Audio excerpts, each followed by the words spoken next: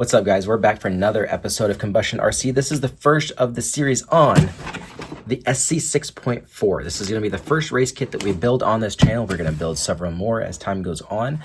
This is going to be the very first one, though. This will be set up for a 17.5 spec Pro 2 class, which is what our local track here runs. I'm going to set this up for outdoor, even though there's still like 5 months before we start running outdoor, but figure why not running carpet on-road indoor, so there's no reason to set this up for an indoor on-road track, because there's no jumps. So why set an off-road truck up for something without jumps? We are going to be going through this over several videos. I'm going to break down each and every part of this, including some things that I want to change directly out of the box that just help with handling, help with smoothness out of corners, different things that I would change right away just for longevity and not having to repair stuff right away. The very first thing that I will tell you, I don't know if it's going to be in this video, probably not, because I think it's going to be about 3 or 4 videos down the road, but we are going to be switching out the rear differential is a ball diff. We're going to be not using the steel balls that it comes with. We're going to be using tungsten carbide diff balls from Sticky Kicks RC, as well as their cage thrust bearing that they have instead of the like build it yourself thrust bearing that they have in this kit. The other thing that we're going to be using is Sticky Kicks greases, as well as the Sticky Kicks clear grease for their ball diff. That is by far the top-notch, top-of-the-line ball diff grease that you can get on the market. I have used multiple different others, and there's something about the Sticky Kicks one that just holds up. It doesn't break down after even a whole season of running, so it is something that is worth actually looking into and getting. So let's go ahead and get into the box and start looking at what there is inside this. I will preface this with these are going to be unedited videos. I want you to know what it's going to take to build a kit, how long it's going to actually take, and what you can expect to do to properly build your first kit. Especially if this is your first kit, this video series is for you because this is a 2-wheel drive vehicle, not 4. So it's going to be the basics. It's going to teach you how to do a ball diff. We're going to teach you how to do shock setup and build for an emulsion style shock with bleeder screws, everything. This video is going to have soldering. It's going to have your electronics because you do have to add electronics to this. It does not come with any. This is going to have body. I'm actually going to finally show you. It's not going to be pretty, but let's face it, if you're doing a body by yourself, you're probably not an airbrush expert. So you're probably going to do something like what I do with just rattle cans and spray bombing and maybe doing a color fade just because it's easy to do and still gives you kind of a cool look. So that's what we're going to be doing in this series. Very basic. How can you build the best possible truck or buggy in the 2-wheel drive world without a lot of experience? So we're going to kind of dive into everything in here and try to get you the best start as you possibly can get, since there is a major learning curve to a race vehicle when you're first starting out. So I'm not going to be like, hey, let's go ahead and get a caliper and we're going to caliper out everything exactly to the 0.001, millimeter length of everything. We're going to do this as if you are going to be on the basic side of things, aside from the fact that I might use power tools on some parts of it just because some long screws might need this. Since we're getting into our first kit build, you're going to need tools. Now, there's many tools that you can do. There's all kinds of different variety of tools you can use. For power tools, since I just mentioned it, I use the little Bosch lithium ion screw gun. This is the old model. The new model is, I believe, 15 volt instead of 12, so it matches more like the Milwaukee. You can also use the Milwaukee. Just make sure if you're getting one like this that is a hammer drill, that it does not hammer over 3 foot-pounds of torque, because you don't want to be breaking screws off or torquing them down too hard. The other thing that you're going to want to have is thread lock. You can use any thread lock, just make sure it is blue thread lock. Never use red. I've said this in other videos before, never use red. Red is if you want something to never come apart again. The problem is we are building something that's going to require maintenance. You're going to be required to have to repair and replace parts when you break, when you crash, because let's face it, if you're racing, you're going to crash, you're going to break parts. It's just part of it. That's why we have shirts that say, race, break, fix, repeat.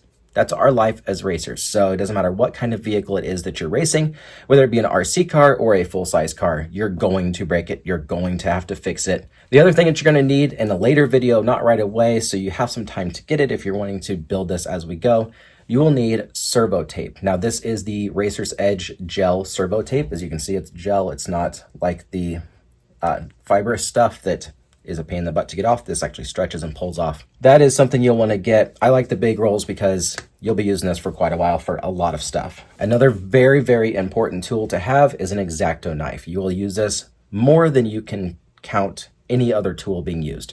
I use an X-Acto knife literally for everything, especially off-road racing, but you're going to use this when you're at race days because this is the best thing to take that little tip and dig down into screws and get the dirt out, because you can just stick it in there, grab around a little bit, and then go frit, and you can get all that dirt right out of your screws so that you can easily work on the bottom of the vehicle where the screws get collected from dirt from hitting the ground. I need a pair of bent pliers.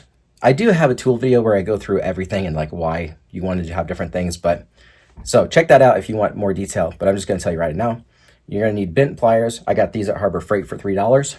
You're also gonna need a pair of side cutters or nippers, depending on who you're talking to. Those are, as you can see, these are slightly bent.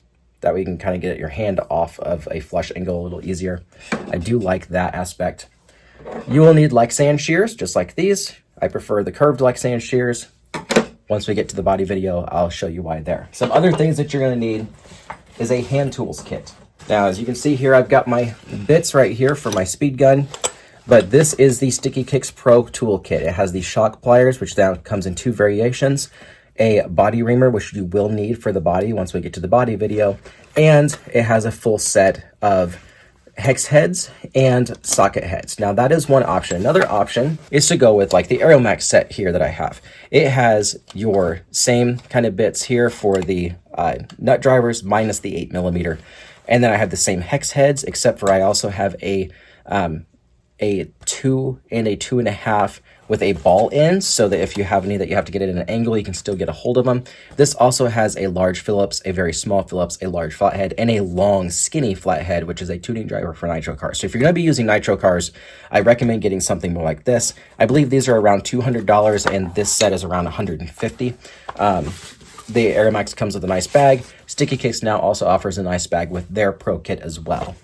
Those are a few options that you're going to want to get. If you're looking at this video just for building tips and you're building a 8-scale buggy, you will need a 17mm wheel wrench as well. That's pretty much it for tools. So let's go ahead and get into the actual vehicle and see what we have. All right, so as I said, here is our truck. And just like normal, you just have to cut all these little things off that are your, factory. We have them sealed things. And then you just lift the top like so.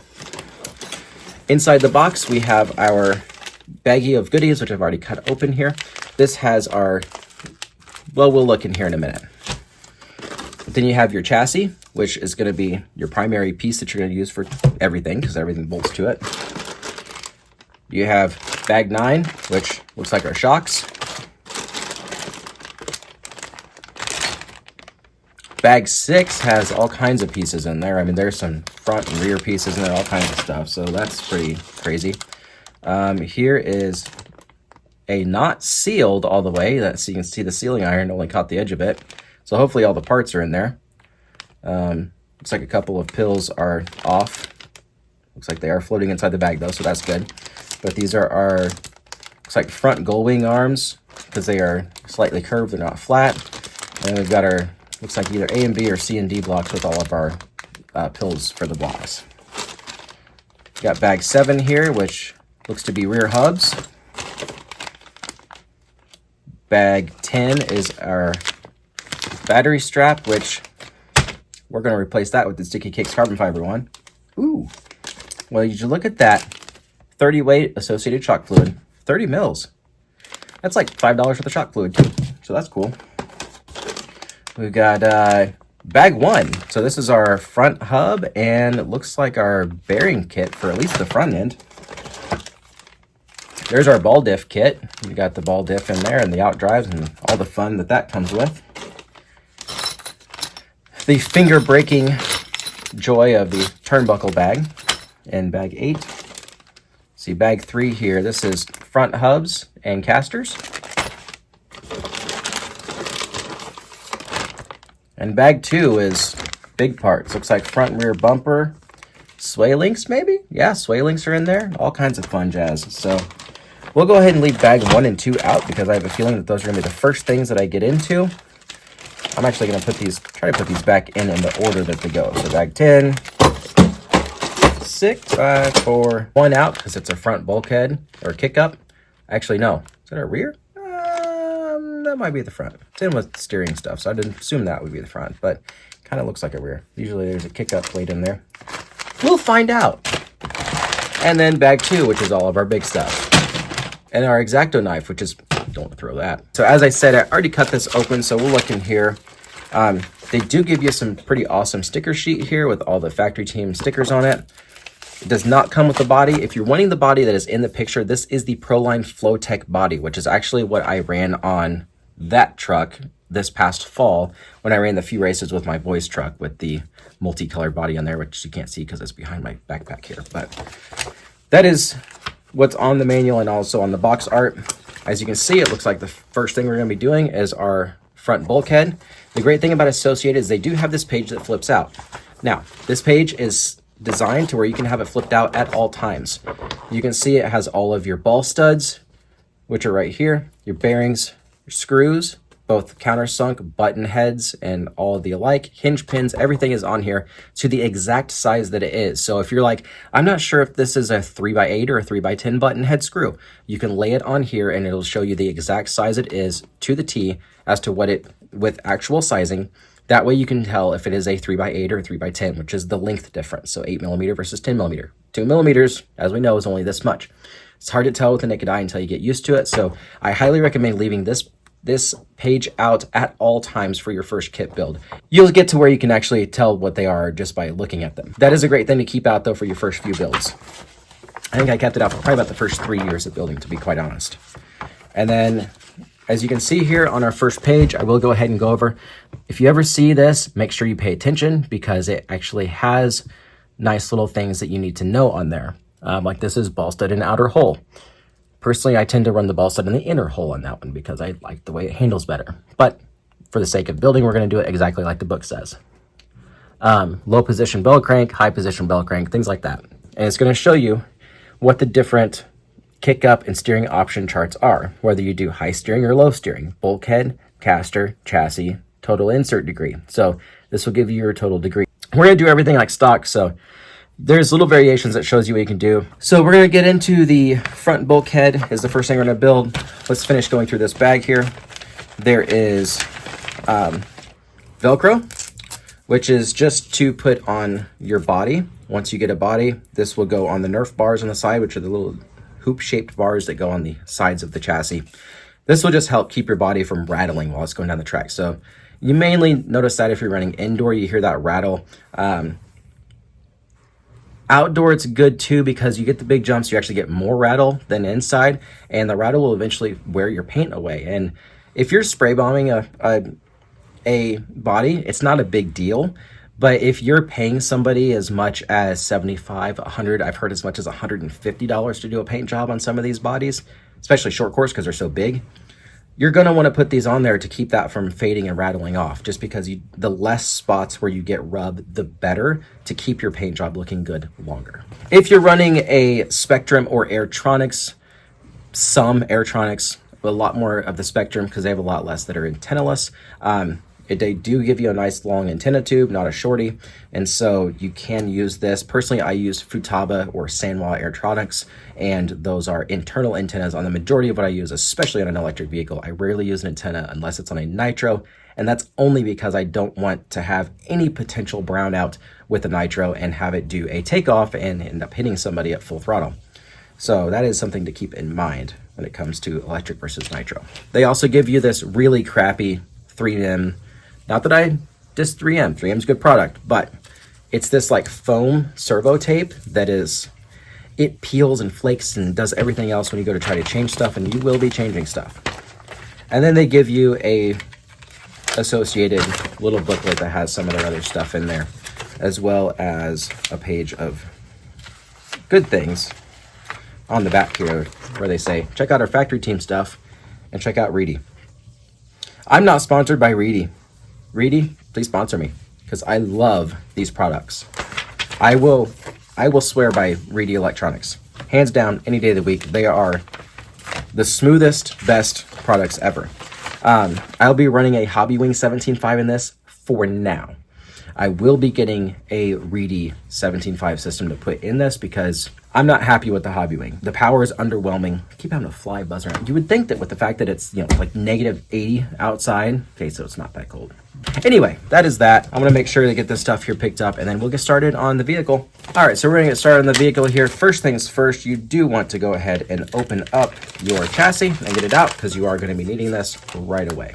And don't forget, caffeinate and hydrate. Then you're also going to most likely want, maybe not for the first couple of steps, but after that, a stand to put the vehicle on, whether that be using something like I'm using for this car, which is a Hobbywing, just motor box, an actual car stand, or if you have any wire spools or access to them. Matt from NCRC that I race with, MCRC charge leads, by the way, look him up. They are absolutely amazing. He uses wire spools to make little mini stands out of, and even epoxies on a magnet so that when you use it like that, you've got a little magnetic spot to help hold things in place, which is pretty awesome. So we're gonna get into bag one, which is this little guy right here. And this is the first time we're gonna get to use a tool.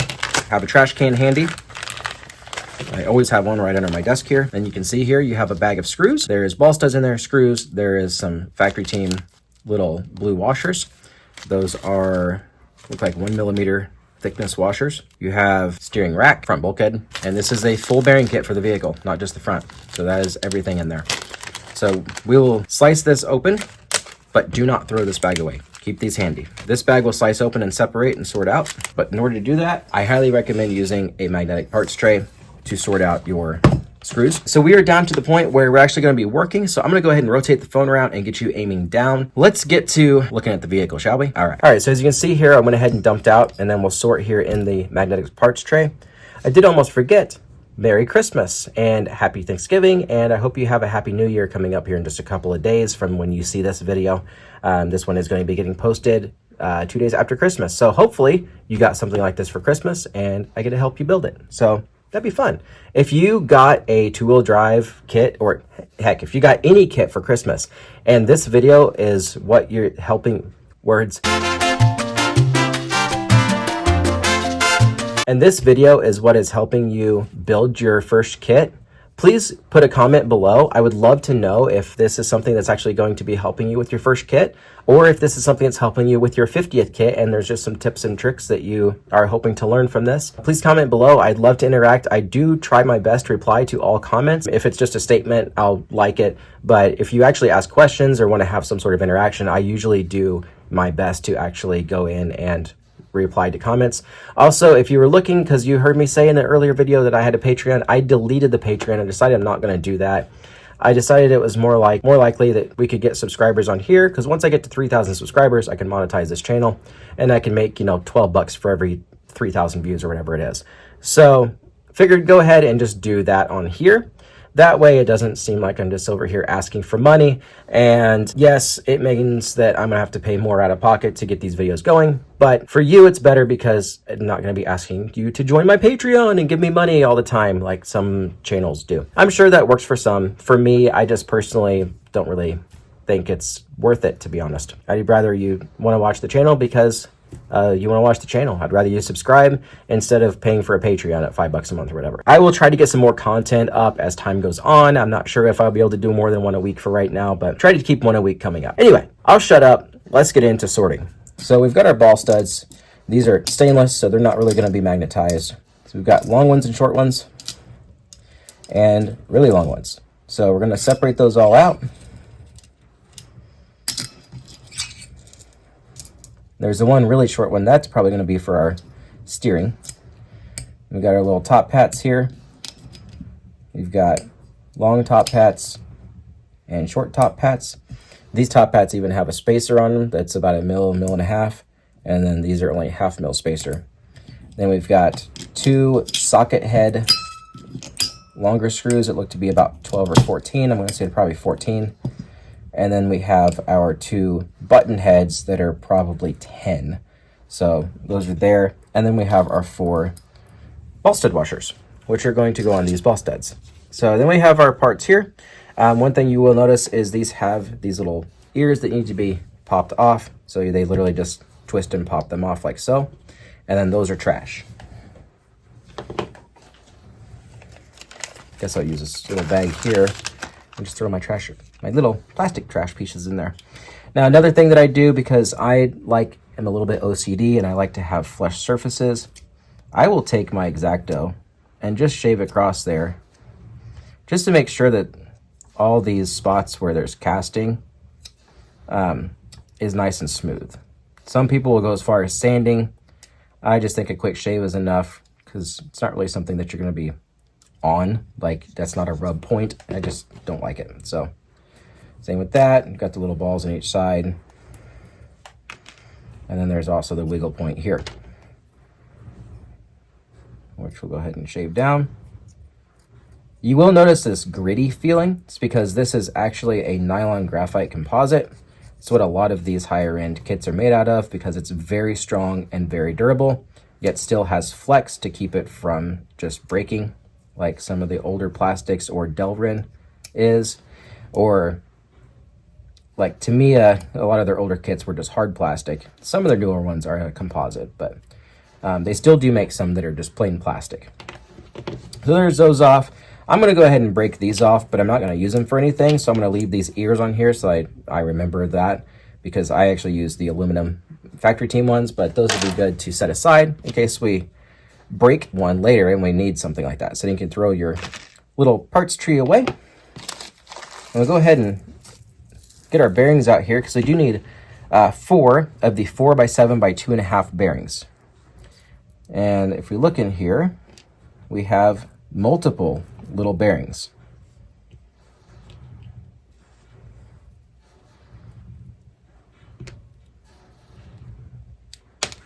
And we'll get those all sorted out. And as you can see, there is some that are really tiny. There's some that are a little bigger, and you might be thinking, oh my goodness, what size do I need? Look at all these different sizes. As I said, as time goes on, you will start to notice what they are. You'll start to be able to kind of sort them out and figure them out. But first things first is to go through them and actually get them sorted by size, just because it makes life a lot easier in the long run. And you'll notice that there is a lot of this particular size. So this is one of the most common bearing sizes in RC.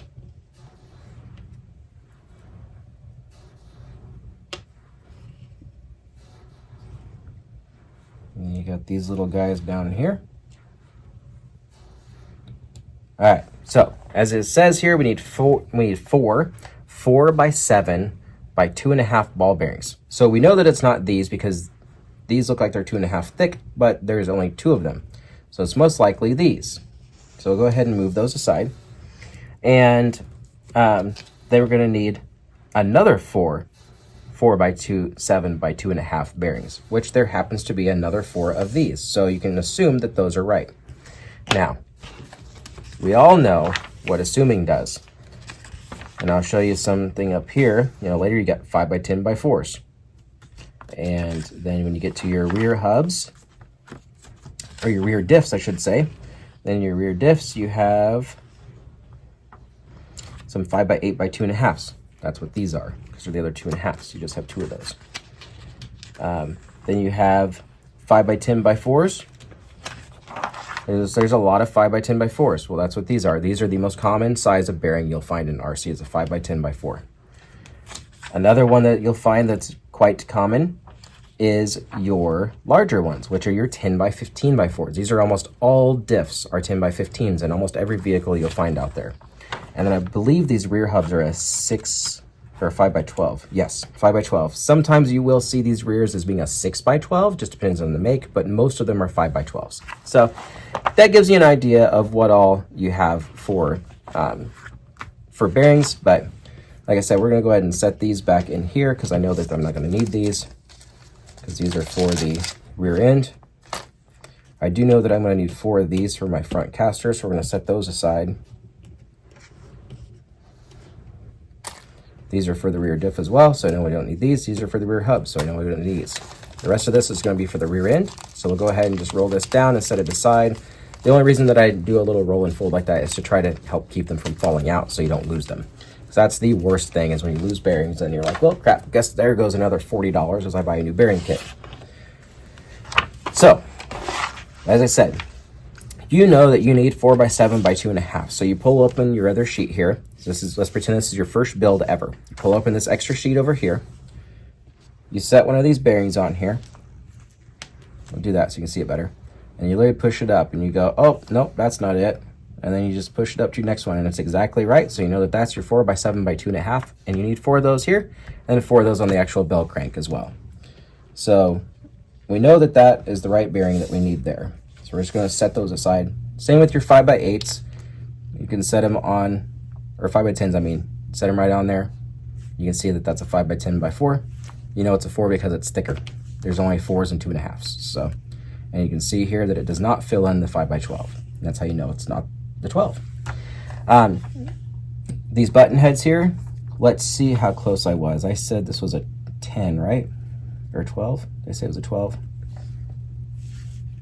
It's a 12. And I said these were 14. Let's see if I was right on these socket heads. It's there. Ooh, 18. Wow, I was way off on that. So that socket head is 18 long. So you can see even I am a little out of practice. So yeah, 14s would only be too longer than that. So I should have known that. The longest ones you're going to have are 3x22s. Those are ridiculously long. They make your hands hurt. These are when you're going to want to have a power tool. All right, so let's go back over here. So we're going to need our 8mm ball stud. Get 2 of those with 1mm ball stud washer and 3x12 button head screws, which we already know these are 3x12s because we just looked. So we'll go ahead and set these right here. We're going to need our 8mm. And again, you'll notice the difference in size. These are much longer. These are 8s. These are not. If you look here, it says 10mm ball stud. It's an easy way to tell when you only have 2 ball studs out, aside from a crazy short one, and you need 2. You know that there's only 2 pairs of 2. One is short, one is long. If you see an 8 and 10, then by deduction, you know that you need the short one. And then go ahead and slide your ball stud washers on there so that those are ready to rock. Like so.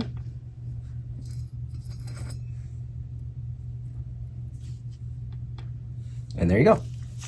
So then we're going to need this piece here, and you'll notice that it says top and bottom.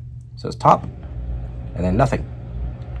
You want it with the top facing up, as you would assume for top to say top. And that is how we're going to go. So then I'm going to go ahead and put my ball studs on here just because I want them to be in place.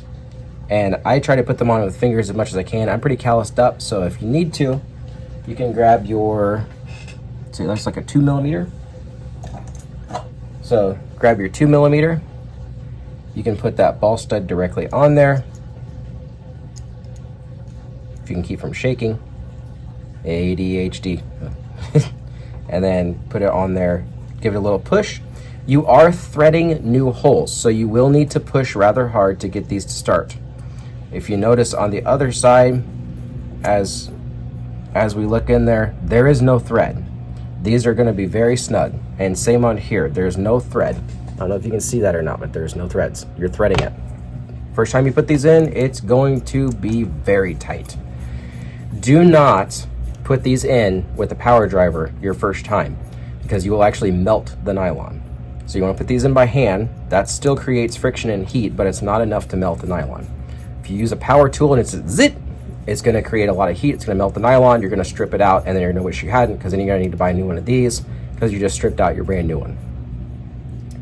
You can get aluminum ones of these. I believe J Concepts has them, and STRC and Factory Team, if I remember right. That's all in the very back of this manual. You'll find all the Factory Team parts.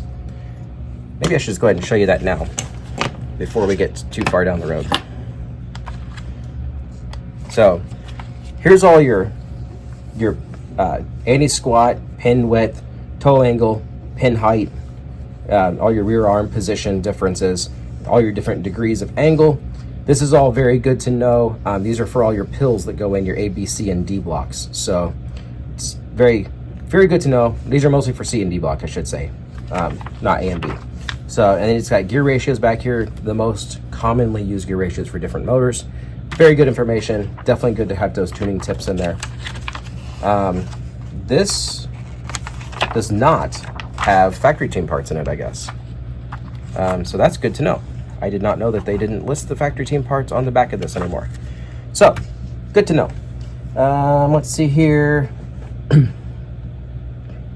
When it gets to shocks, it does recommend green slime shock lube, which is really good for the O-rings.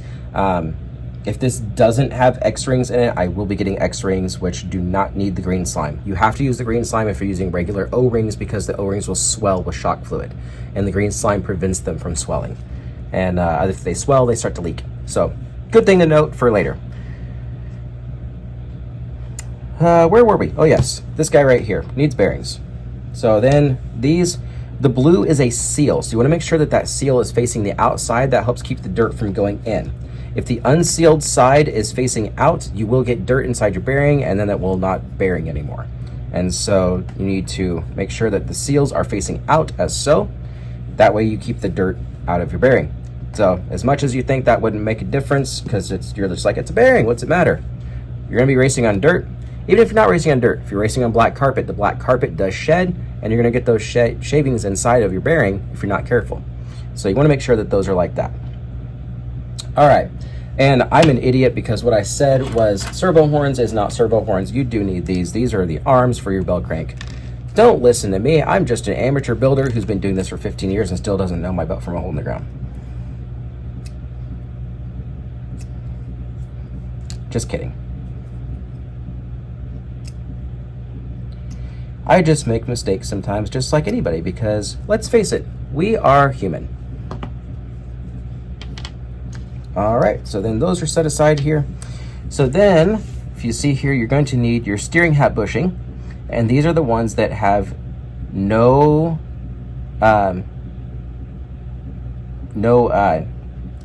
like major hat on. These are the flat ones. So you need your two flat little guys here.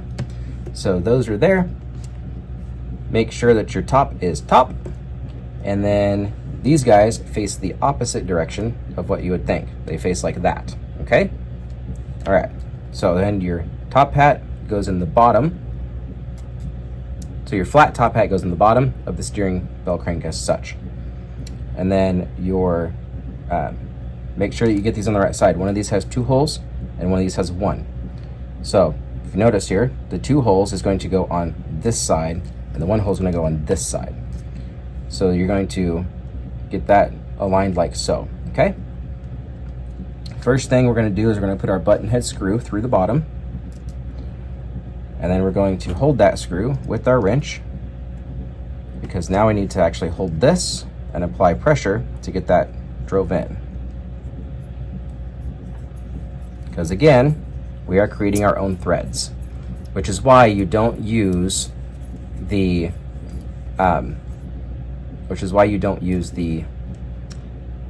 power tools on this part.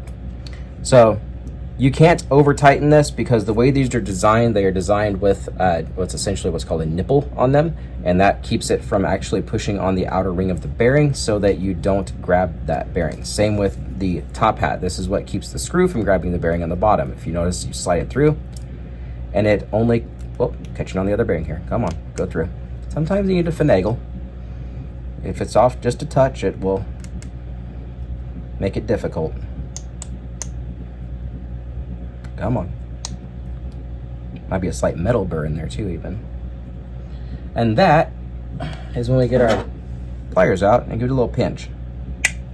And it goes right in. And we're still loose. But as you can see there, that bearing keeps the screw from pushing on the whole outer race of the bearing. And that's what, the top hat keeps the screw from pushing on the outer race of the bearing and locking it up. So there's that. I am going to switch drivers because I just want a little smoother for this. This is why I said I like having 2 kits in one of my videos. I like having these are a little bit smoother for building a kit. And then the Sticky Kicks ones with this very abrasive handle is great for when you're doing maintenance, something's already oily, you're working on shocks, things like that. Your hands get greasy, or nitro fuel that gets oily on your hands too. These are great for that because they keep that grip, because this is very sharp serration. So it's very good for that, not necessarily for building. So go ahead and stick this one under through our top hat we put on, even though it's on the bottom on this one. And as I said, we're gonna go ahead and grab the screw, and the screw is gonna hold this while we push on here. And then just make sure that screws all the way in. All right, now, the next thing we need is in this little hole here is gonna be your 5mm ball stud. Now remember this one, these were 8s, and then our long ones are 10s. So this one that we have, since it's only one, is what we're going to assume is 5, and we would assume correct. If you notice, it doesn't go in there because it is a smaller head. So this is when we need our 1.5. So then we get our 1.5, and it slides right in there, but oh, it's too small. And you go, did I get it right? And then you just move a little bit more. Like, well, maybe I'm a little off. To which I would reply with, maybe you are.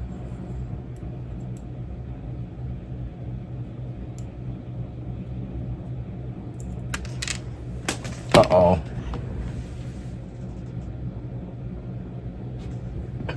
We'll be back after these messages from Benford. All right, so this is one of them situations where you run into once in a while where the inside of this didn't quite get milled all the way. Very rare that happens, but it just happened to happen. I've got this wobble end here that is just a little bit smaller. That is the nice thing about a ball end hex, is they are just a tiny bit smaller. And so I can hopefully get this to thread in if I can keep it from wobbling too much on the end of the wobble.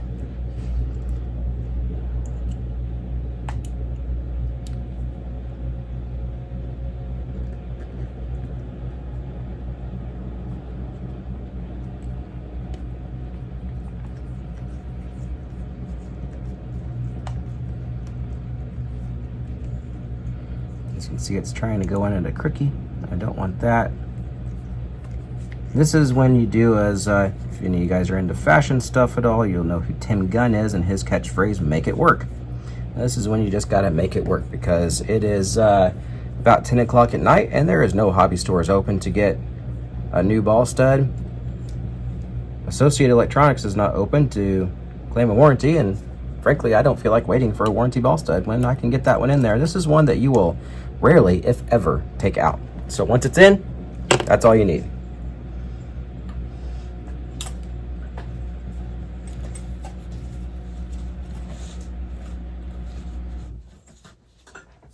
All right, so then if you notice on here, we're on to our next step. So then we go to step 2, where we're gonna need our 3x18s. We're gonna need 4 more of these bearings, our 10mm ball studs with ball stud washers on them. So then we'll go ahead and prep those. And then we'll need our top hats that have the 2mm blocks on them. So then we're gonna go ahead and push our bearings into here, again, making sure that your blue seal is facing out. If you do put them in backwards, you can use one of your bits to push through the middle and pop them back out. That is possible to be done. I'm sure at some point in this kit build, I might actually end up doing it. So don't be surprised if I do. It happens to the best of us. So then, as you can see here, these will go in the top actually. So just like so.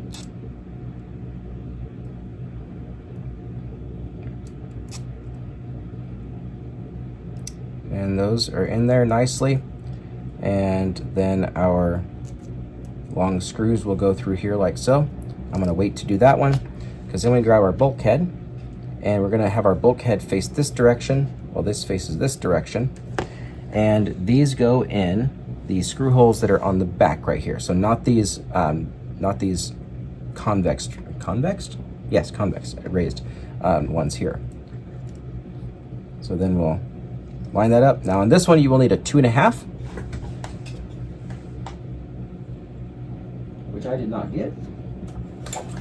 All right, so this one you'll need a 2.5. So you get your 2.5 driver ready, and that's going on there. And just crank her down.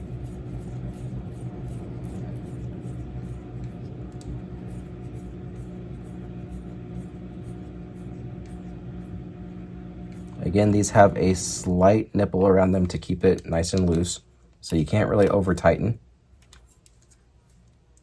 You can if you really, hook them on there.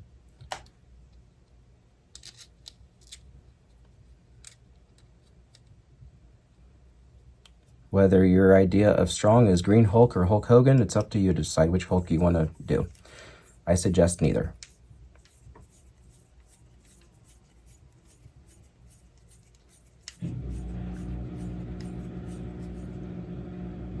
All right, so then got that on there just like our picture is, just like our picture here is.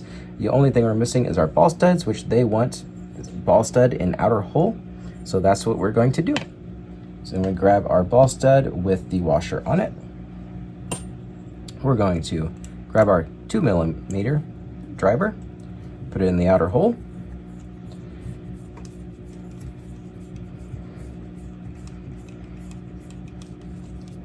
If you're running on a clay indoor track, you're probably going to put this on the inner hole, especially if it is a non-sugared clay track to where you need the extra things that gives you, which are slipping my brain at the moment. It helps.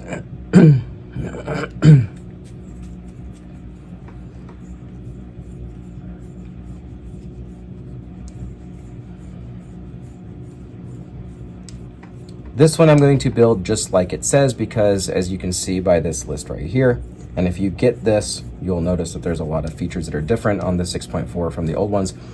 If by chance there's an SC7 that's out by the time you see this, it's going to be totally different, because just like the B7 is totally different than the 6.4, there's a lot of people that actually aren't liking the B7s, which is why the 6.4s went down in price when the B7 came out, and then they shot back up, and the B7s are all dirt cheap. The B7s do have some issues with that 5-gear transmission that I've heard some guys talking about. It's part of why I'm not really fond of getting one. We'll see how time goes. But the 6.4s, the 6 series of vehicles in general were really good. And so the 6.4s were just building upon their already really good and making it better. Like doing, as this says here, the 13mm shocks versus the 12. All kinds of different things that are on here that are slightly different. Machine shock pistons with a slightly different hole count and size. Front ball stud mount and top plate with angled steering rack for improved steering consistency. 3.5mm heavy ball stud cups and turnbuckles for maximum durability. Updated rear suspension with wider C and D mounts. 92.5mm CVA drive shafts for more rear grip. New chassis side rails for the fan mount. New short course truck length of 22.5 kip cup to complement the front end geometry with new shape to reduce chassis scrub with track surface. And then the 2022.25 molded bulkheads included for complete range of caster kick-up of 0 degrees plus 2.5 or negative 2.5 bulkhead. B6.4 adjustable height steering bell crank and rack system for optimized bump steer at all ride heights and caster angles. That is a very big one. B6.4 -1mm kingpin offset steering and caster block set for smoother and more predictable steering through the entire wheel throw. And then the ESC mounting tray with a wider footprint for electronics, and then the 11-gram aluminum ESC tray. So a few things in there that are good to have. So there's a lot of new things on there. A lot of things that if you're getting into racing, you're like, what does all that mean? It means the truck handles better than the old one. Let's just say it the best way possible. So you can see here now we're going to be getting into bag 2 finally. So bag 1 is done with the exception of these bearings right here that we're going to need in a moment. And we're going to get into bag 2, which is our giant bag here. So we're going to go ahead and bring our chassis over, because that is going to go right here. And you can see these little nubs that stick down here. These like 2mm nipples are going to go in these larger holes here. And they just are going to snap in place because it's fresh. And so they pretty much snap through into place there. And we can just set that on there and look at that bell crank. Just really fast steering. Nice and smooth. So I want to open our bag 2.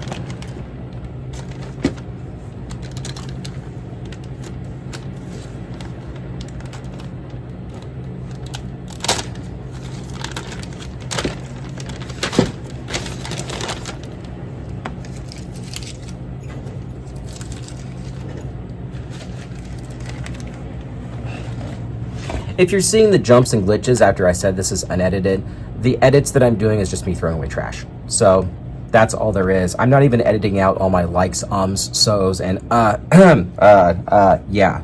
So as that so right there just came out, you get what you get and you don't throw a fit. That's what my grandmother always said.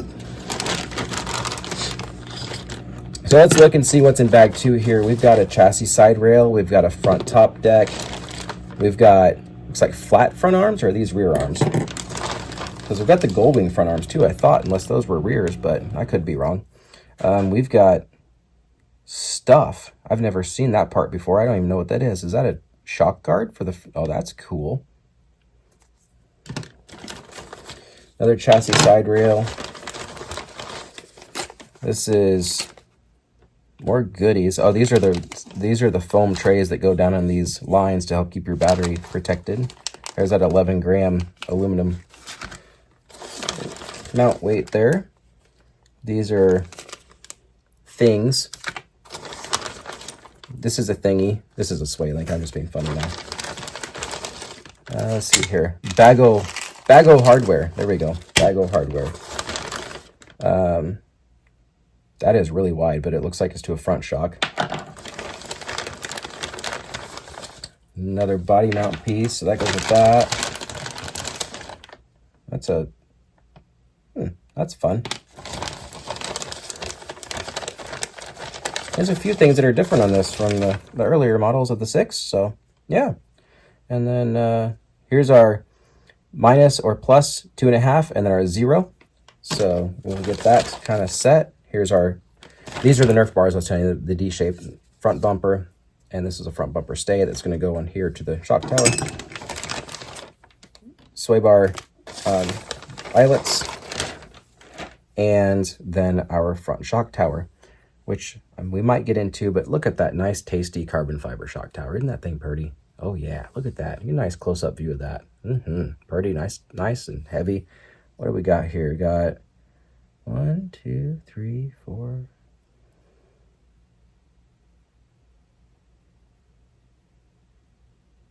It's a 10-ply piece of carbon fiber. That's nice and heavy. If you break this, you're doing something, especially in a short course truck. You got a body covering and protecting it. So that would be impressive. So we're gonna go ahead and set some of this back in the bag just so it's not in my way. Set these Nerf bars in there and the front body mounts as well. And then I'll set these over here. So that's my trash bag from the last bag, so I can throw that down here. And the sway linked pieces I won't need yet. Those will be later. I'm not sure what these are, so I might need these. I'm not sure. Those look like shock stays. And I'm not sure what those look like. Those servo mounts? Those are bougie if those are servo mounts. All right. And we know we need our kick up here. They say to use the plus 2.5. So if we're using the plus 2.5, what do we got here? Plus 2.5. We've got the steering set up. Let's see here, no orientation.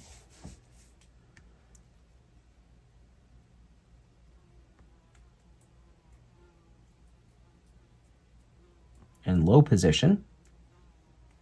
So low position, 2.5. Caster insert is 2.5 is what we're going to be using.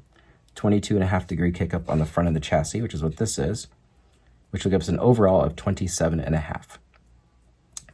If we want to do a 30 degree kick up, which is what I personally prefer, we use the 5 degree caster inserts. So we'll have to remember that when we get to our casters, because I will probably use the 5 degrees because like I said, I prefer the 30 degree front kick up.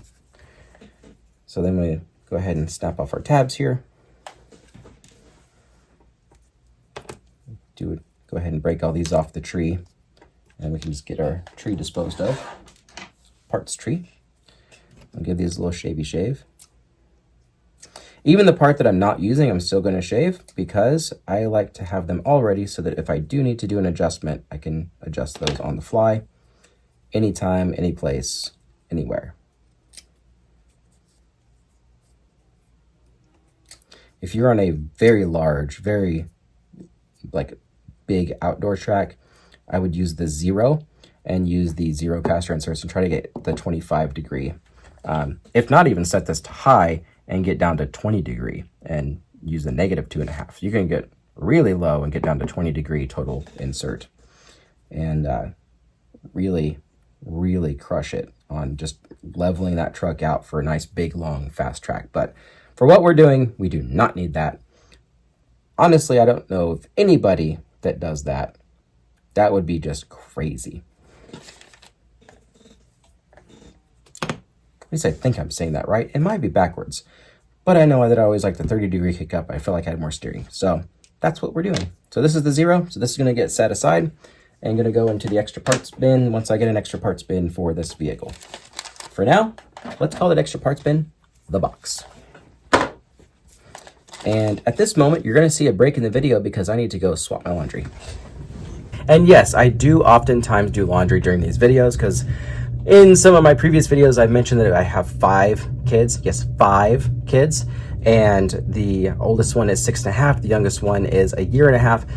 So as you can imagine, we have a lot of laundry. So it's the best time to do laundry around here when everybody's in bed. It also helps make a nice sound barrier of the noise from the dryer and the washing machine between me doing these videos and them in bed sleeping. So keeps everybody in the happy place.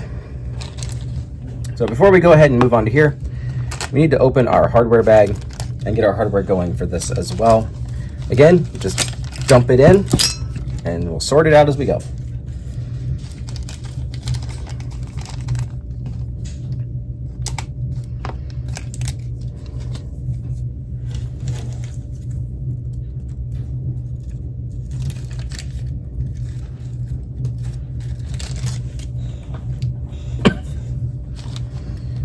So then we get our sort out here with our tiny button heads. Those are probably gonna be for the sway links if I'd have to guess. Got some countersunks.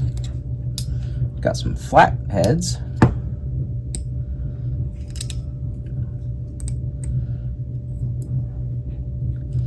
And we've got some itty bitty countersunks. My goodness gracious.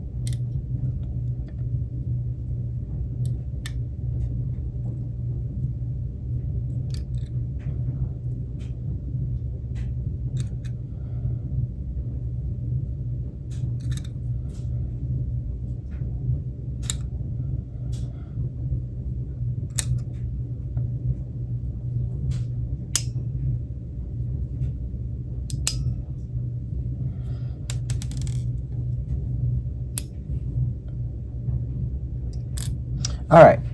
I also just realized, now that we've got this sorted out, that I may have already lost you. You're like, bro, you're talking about socket heads, button heads, countersunks, and flat heads, and all this stuff. What are you talking about? Because flathead is a straight edge screwdriver, the world I grew up in. This is a flathead. So it's got a giant flat head, as you can see, and then it has the hex in the middle.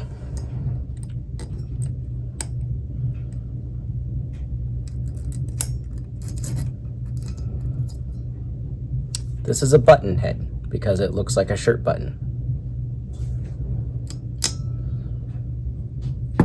This is a countersunk because, as you can see, it is sunk counter to being a button. It goes into the thread. This is a socket head because it's squared. It's very squared off, looks kind of like a socket.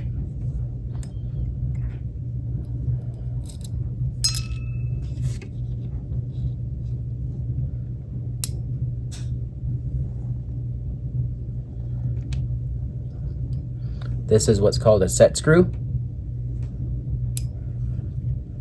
And this is also another type of set screw that's called an all thread because the whole screw is thread. Those are the different types of screws. Okay, back to this. So we need to get our bulkhead here, which is the plus 2.5, as we have right here, which is plus and negative 2.5, depending on how you put it on. If we put it on like this, it's plus 2.5. If we put it on like this, it's negative 2.5. So we're putting it on like this. And then we need M3 by 14 millimeter screws, and it says 2 of them. I believe that's what these are. So I'm gonna go ahead and pull these off. I may be wrong. These may not be 14s, but I'm going to say that they most likely are, because these look longer to me. So let's go ahead and set this aside. And then, since I already screwed up once, let's just double check. And then we've got it on here, and that's a 14. So as you can see, 3 by 14. So we're good there. We've got our 3 by 14s over here, our bulkhead, and that's all we need for this particular setup. So we've got this kind of snapped into place. I'll put our bulkhead up like so. Line up your holes. Drop your screw through. Do not try to rotate these if you do not have calluses on your fingers. These edges are very sharp and they will cut your fingers. So just kind of set them in there if you don't have calluses, and then use your 2 millimeter to drive them in. And because it's at a 22-degree angle, plus the degree of angle you're adding to it, you're gonna hold it kind of funky like this to be straight.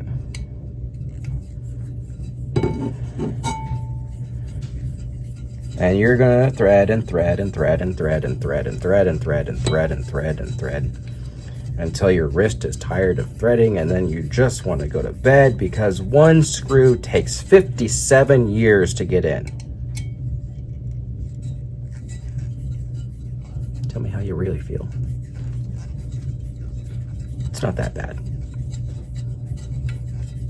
Do do do do do do do do do do do do do do. All right, page 1 is done. And we'll turn our page, and we'll go over here. Now we need thread lock because we're gonna put our aluminum weight in. Where's our aluminum weight? It says bag 2. Where do we put our aluminum weight? Did I already throw it to the side? I did. You see, bag 2's got a whole bunch of stuff in it, so everything's separated, but you need to know what's what, because if there's anything that I could say Associated could learn from Techno, because I like Techno, but I'm not a huge fan of how the cars drive. But one thing I really like about them is how they do their instruction manuals. Every bag is completely independently labeled, which is wonderful. There's the servo horns that I thought were earlier. As you can see, they got teeth count on them. And we'll go and get our foam strips out because it looks like those are here as well.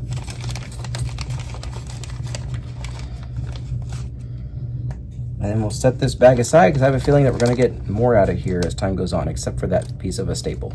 That's just in there for some reason from something else. All right, so then we need our thread lock right there. So let's go ahead and before we open the thread lock and accidentally get something in our hands, get these two foam strips in here. These, you just unpeel the back and drop them in these wide strips right here. Don't put anything in this one. Make sure you don't put anything in this middle one because this is where your servo wire, or not your servo wire, this is where your sensor wire is going to run across and you don't want anything in there.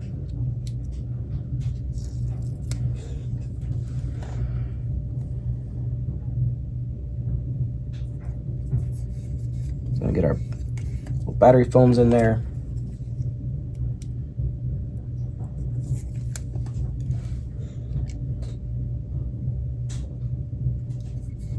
Look at that, looking pretty. And these thin ones will go over here on the side once we get our side rails on in the next step. So in this step though, we need to have M2 by 3. So these are gonna be very little, and you have 4 of them, which is what these super tiny guys right here are. These itty bitty ones that almost look like dots of, yeah. In fact, let me just do this. Where is my 1.5 still out? Yeah. So it's a 1.5. That's how little that guy is. Look how itty bitty that is. That's on a 1.5 driver, tiny screw. And you are gonna use thread lock on these because they're going into aluminum. Aluminum. And this is threaded. You can see there it says 11 gram. You can have that facing down, or you can have it facing up depending on how you want it to go. I personally am going to say facing up. Or should I face down? Or should I face up? Do we want to know that it's 11 grams? Or do we want it to be clean? I say clean. And for this, since it's so tiny, you just put one itty bitty drop on there. Itty bitty drop. There it goes. Go through the bottom right here in that hole. And then you should see it threading through. Give it a little snug. Whoop. And it's in. And you do that 4 more times. No, sorry, 3 more times. To make 4. And then go to the opposite corner. And as you can see, unlike some of these ready-to-run kits that I've worked on, if you notice, I'm not having to push and shift to get things to line up. Notice everything is lining up perfectly. And the only thing that I've ran into so far was this being just not quite fully machined out. And that's not Associated's fault. That's whoever they get that screw from, supplier's fault. So if you ever have a screw that's wrong, don't blame Associated. They're not the ones making the screws. That's a third-party supplier. Nobody makes their own screws. Screw companies make screws. All right, now those 4 are in. That's there. We've got our battery foams installed. So now we can cap this because we're not gonna need this again for a little while. And we can move on to our side rails, which I already put back in the bag because they're big. They don't want them in the way. All right, so as you can see on these, we do have some tabs to break off on the front and rear. Give it a little shavy shave.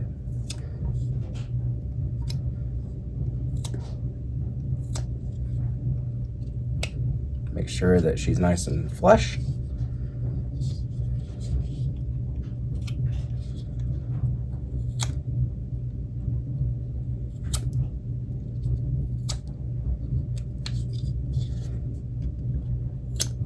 I know what you're thinking.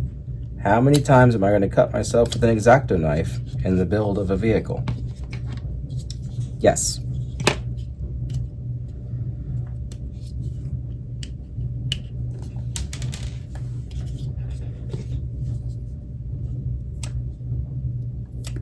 You will get cut with an X-Acto knife from time to time. It's part of it. It's part of model building. It's part of RC building, which is technically called a radio controlled model. So it is what it is. And don't call this a toy. It is not a toy. You want to know how I know? This is not a toy. 14 and over. There you go. Here's your answer. All right, so we got our side rail here. And does that look right? Yay! Psh, then the crowd goes wild. So then, let's see here where our holes are at, all along the side. Do get to shift it there a little bit. So 1, 2, 3, 4, 5, 6 screws go into this, which is why we need, that's odd, 1, 2, 3, 4, 5, 6. 1, 2, 3, 4, 5, 6. That would be 12. 7 and 4 is 11. But there's 12 holes.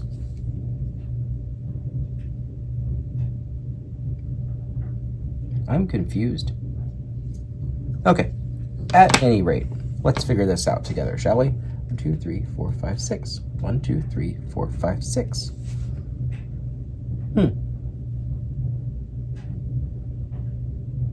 This side does not get the back hole. Wonder why. I bet we'll find out later. Do not discard these highlighted parts. You will install them in step 6, bagged separately. Well, why would you not just put them in? Okay, okay. These people are, yep. I mean, I like that they put notes in there, but it's like, could you just put it in the right bag? Yeah, in these unedited ones, you're getting to see my thoughts as I go through this all together. So, yeah. Only install side battery foam if battery can move side to side. So we won't even put these in right now until we get our shorty packs to make sure that these can go in. So these will go in our box with the extra bulkhead. So good to know. All right, so we need 4 3x10s and 7 3x8s.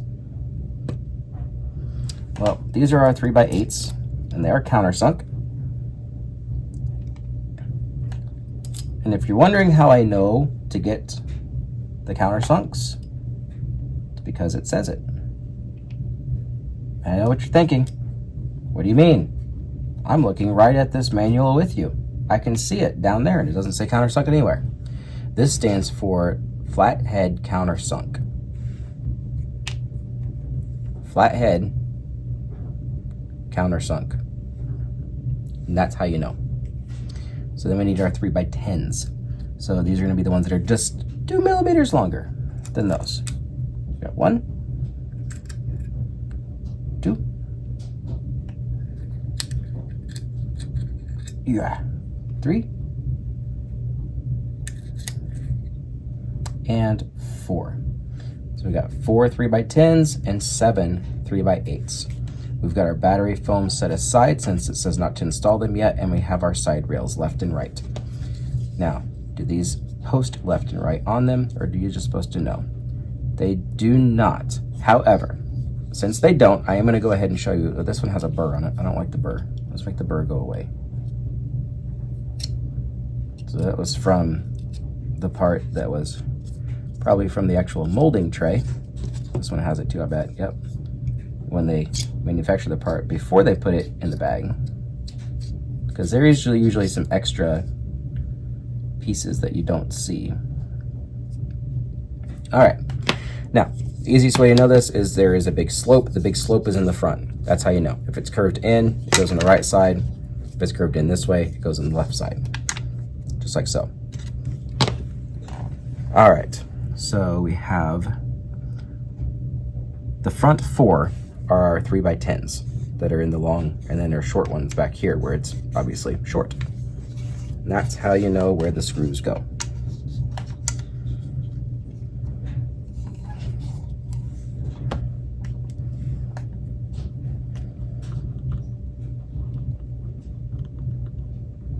Probably should have put the screw on the bit before I picked up the chassis and side rail so that it was already ready to go.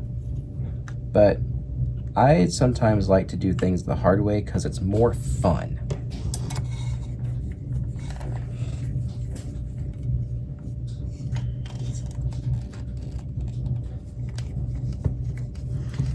Now, you may be thinking, do I really have to do every part of this by hand? No. This is when we're going to pull out the gun because these are a lot harder of a graphite.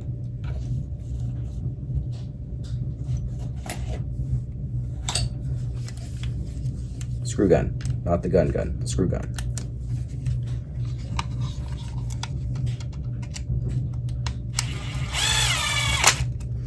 That way if this video gets reported for me saying gun, they know what I'm talking about, a screw gun and not a bang bang. All right, so there's that side. We're gonna hold this side up here.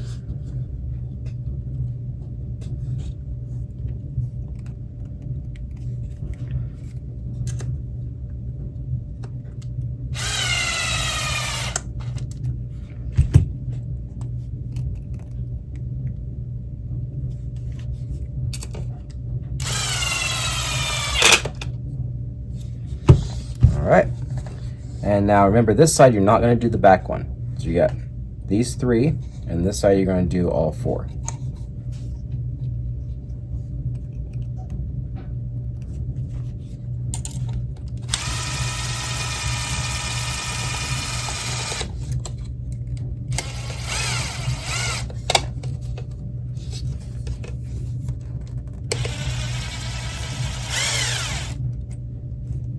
Well, what in the world? Oh, I'm a little bit off, that's why. I'm just not putting it in the right spot. That's all.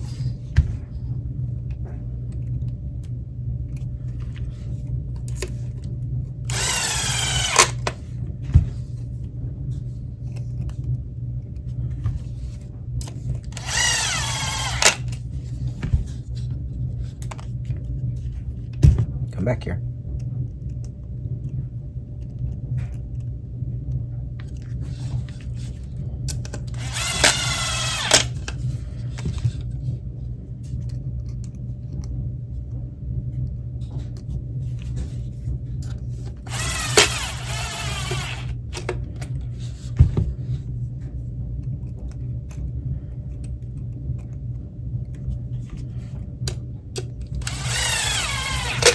Notice on this one I didn't have any struggle because I worked my way front to back instead of working my way back to front. When you work your way front to back, it does contour it with the fold of this chassis and then actually sets up your screw holes to be where they need to be. Except for on this last one that I was just totally not even driving it in the right direction. All right, so now our side rails are on and our bell crank is on with the front bulkhead. What's next? Don't discard these pieces, which are these pieces. There's nothing else I need off of this tree, so it's gonna get set aside because these are in step 6, it says, which is over here. I don't have a servo to put in here yet because the servo I'm gonna put in here is actually running in my 4Tech right now that I'm racing, so we're gonna wait on that, but we can go ahead and get the sway bar on here. So we're gonna pull our sway bar out, which is this big.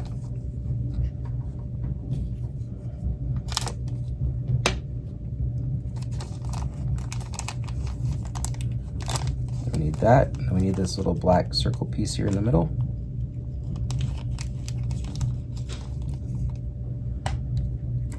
And then we need an M3 by 2.5.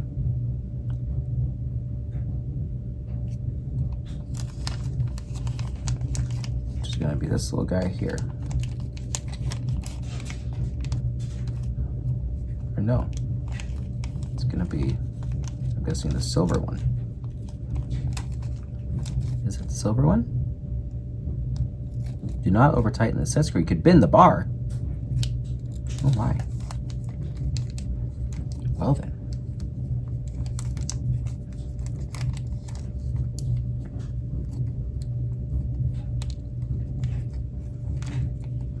See, I would think that that's the 2.5, but this one, nope, that's a 3x3. This is a 3 by 2.5, so it is the silver one. Which it does not tell you to use thread lock on, so I'm not going to use thread lock on it. All right, you gotta push and prod at this thing a little bit to get it over the knuckle.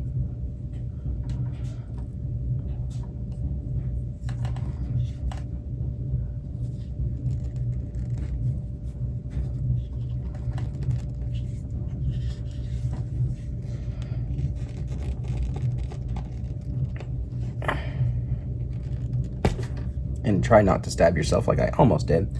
And once you get it over that nice tight bend, we're gonna put our set screw in there with our 1.5. Where did I set my 1.5? Where's my little guy? There it is. Hello, guy.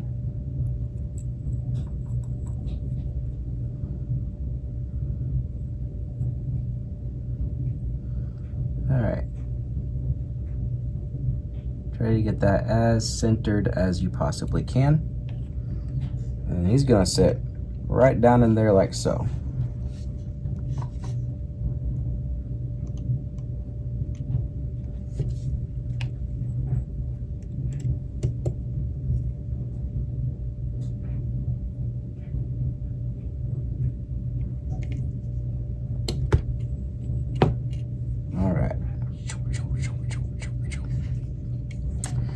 Now that that's on, now we need to do this part. It's like we get to set this aside for a moment.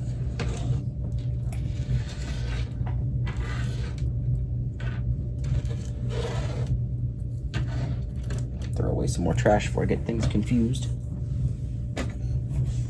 All right, gonna set that over there.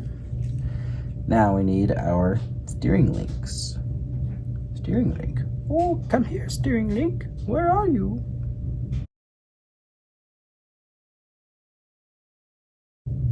Those are the same, so we're gonna use these just because there's only 2 of them. And since it's just one link, I'm gonna assume that it wants me to use these. See, this is one of those times where, if you're like me, clarity would be better. I like clarity. I like a lot of clarity.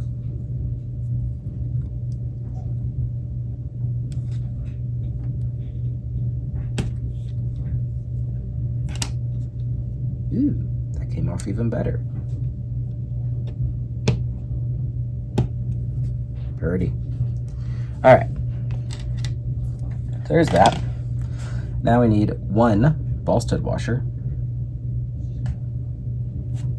which is in here.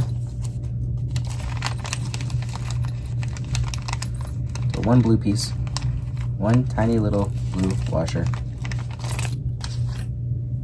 and then we need our all thread piece, which is a 3x10 set screw. This guy here. So I'm gonna grab our 1.5. I'm gonna hold one of these and drive it down there. If you're having a hard time holding this, I'll show you a trick of the trade. Slide the eyelet down on another one, and voila. So much easier. You're gonna screw it basically so she feels like she's stopping.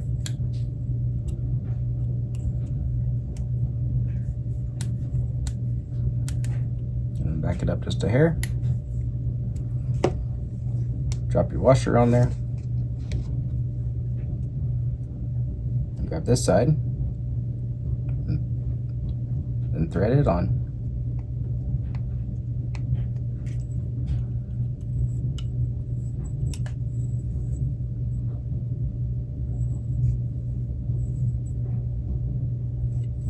And make sure they're at a 90-degree angle.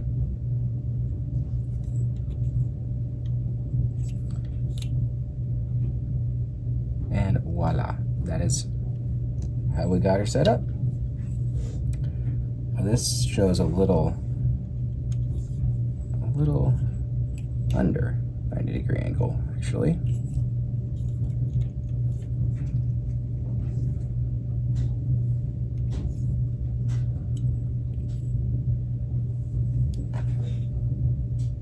Like so.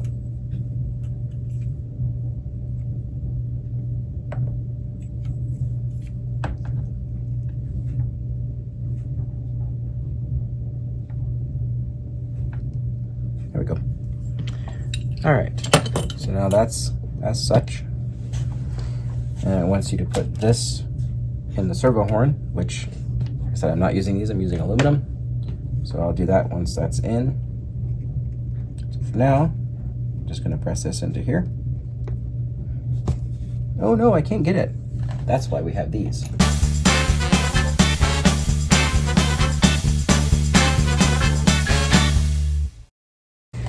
Now that's ready for servo. And one of these 3x6 screws is going to say it's for a servo as well, but servos come with their own screws, so I'm not really worried about that at the moment. So now we got those things that I actually thought were servo mounts, and these bougie things are servo mounts, so look at that. Sweet. And this big ring in here is actually for a servo mount. One of these servo horns that I'm not using up here. That blue ring goes and snaps onto the outside of here to help give it some support so it doesn't spread out and strip out like they like to do. But even with that, it still strips out, which is why we're not using it. All right. It's getting late. I'm starting to get tired. I'm trying to work through this. At least get some of this continuing here before I call it done for the night. All right, so then we need this. We need the servo mount brace, which looks like this guy here. So I'm gonna say I did the right thing by pulling the eyelets off of here for the servo horn, because obviously that's what this is for. Otherwise, why would they have other steering parts on this rack? Exactly. Exactly. All right, so then we need 2 3x6s, and they are button heads. So that's these little dudes here, the only 2 3x6s that we have.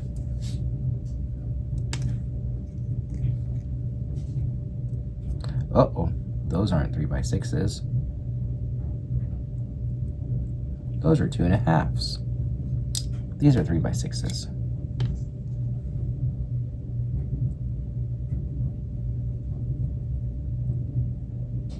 There we go. Got myself confused. And this was also 3x6, which is why we have a third one of those. So we can go ahead and set that up here just so I don't get confused with that. And I'm gonna drop that in there. Get our 2. Put that 3x6 on here.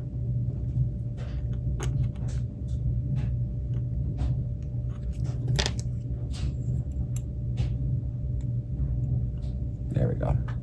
And since this is going into aluminum, you do use thread lock, as they even suggest there.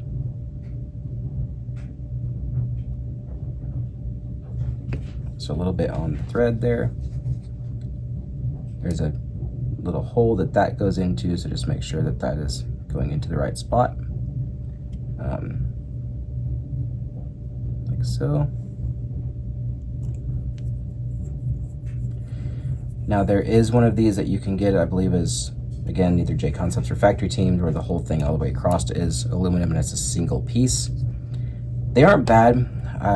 The only thing that I would say about them is they tend to be a little bit narrow for some servos, and because they're all aluminum and a solid piece, there's not really a lot of flex to them to be able to give room for certain servos. They're fine if you're using Reedy, which is what is owned by Associated, which is an awesome servo if you have the money for them. If you're on a budget and you need to use something like a cheap Savox or something like that, then obviously you can't use one of these nice low profile high-end Reedies that is pictured here, which I believe these are around 180. Fantastic though, I love these. So these short flatheads are what they're showing as servo mounts. So I'm just gonna go ahead and thread these into here, even though I don't have a servo on there, just so that they don't get lost and so that they are in their proper home. If you can get it to go to its home. It's your home. Don't you want to go home?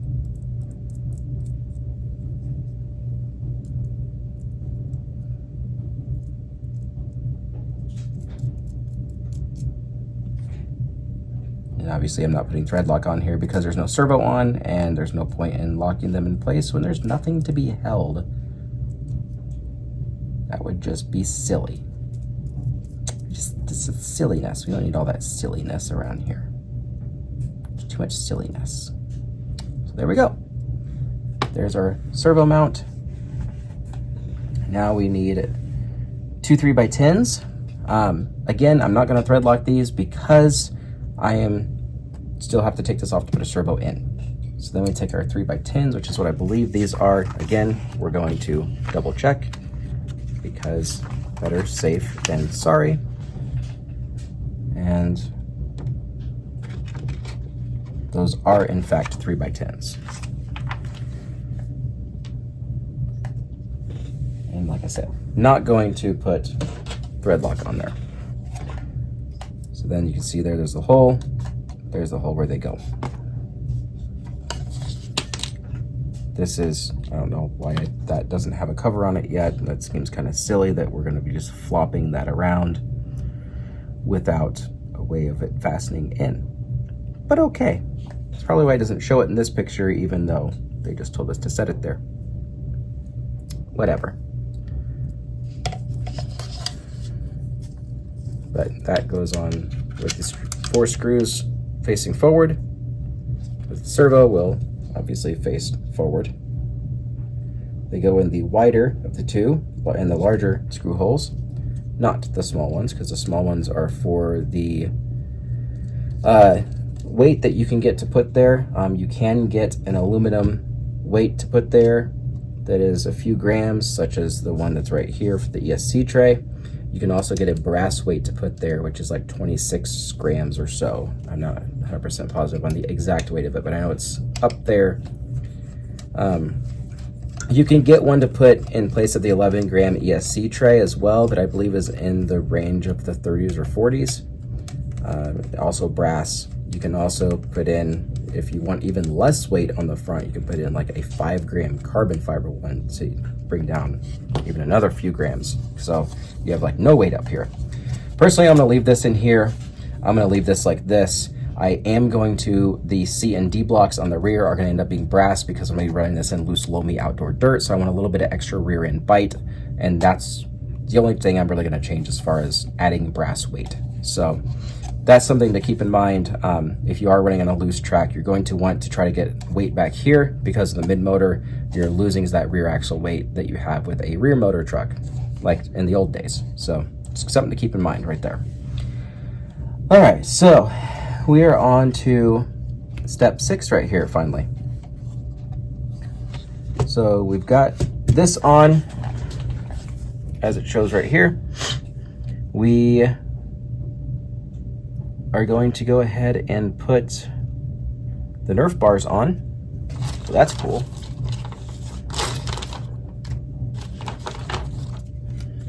Whoop. Be right back after a message from our sponsors. Don't have any.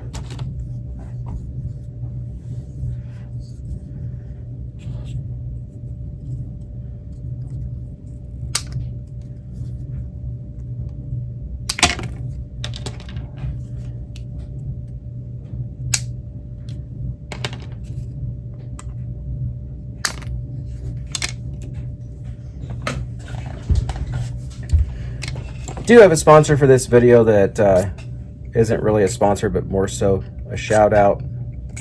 Just kidding, it is a sponsor. They helped hook me up. Shout out to Hobbytown in Hermantown, Minnesota, which is a suburb of Duluth. They were able to hook me up with this truck here.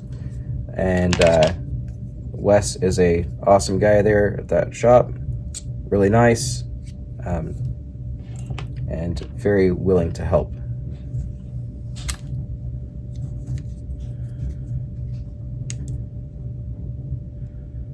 So if you're in the Duluth area, Twin Ports area up here in Lake Superior, make sure you go and say hello.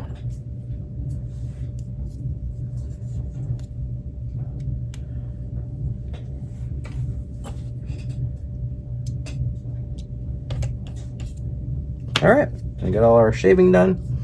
So there's our front bumper and our Nerf bars. Now, what did it say we need for our Nerf bars? We need two 3x8s? Just two? You're only gonna have me screw in one side? I think you're just losing it. There should be 4 3x8s.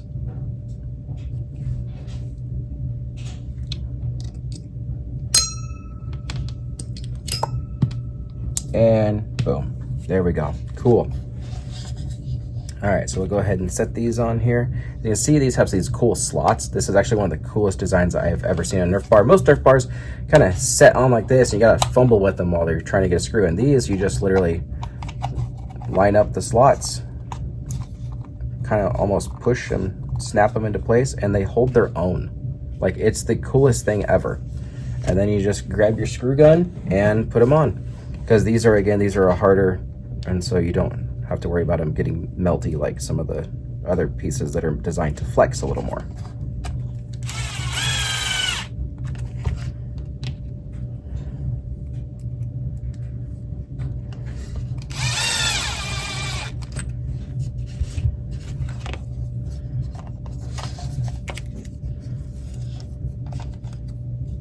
Just make sure that when you put them on, the pointy side faces the front, and that your sunken in part is on the top, because that's where these screws settle down into. And if you have them the other direction, they're going to aim down instead of up, and it's going to look goofy because you're going to have Nerf bars sticking out from underneath your body, and then they're just going to catch stuff and be annoying. All right, so there's that. Now we're going to grab our top deck, which is this guy here. We're going to break that off. You can see the rest of that's trash. And it's got a little burr, so we'll give it a little shave. Not bad. Not bad at all. Bottom looks really nice. Cool. All right, so then with our top deck here, it says that we're going to need our front shock tower. We're going to need 3x14s, so that's these long guys here. We need 4 of those.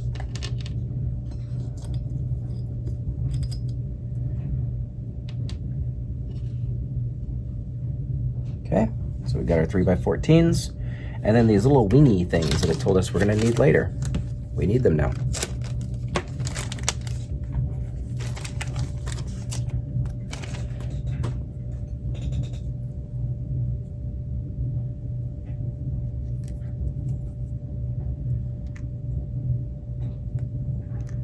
All that extra plastic just for those 4 pieces.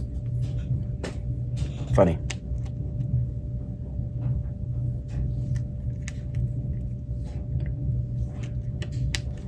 And these are pinch points for the carbon fiber, so it doesn't get broken, if you're wondering what these are.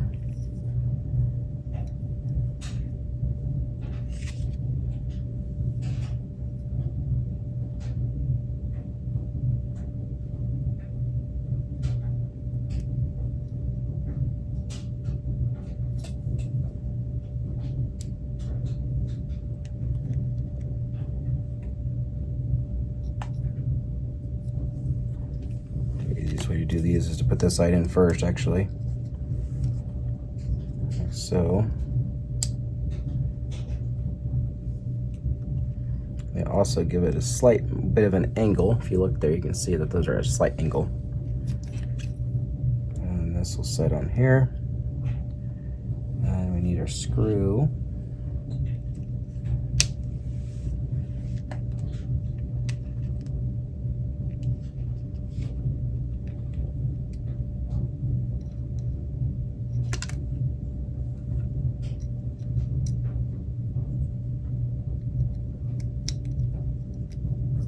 this is one of those parts where if you have somebody to give you an extra hand, accept it.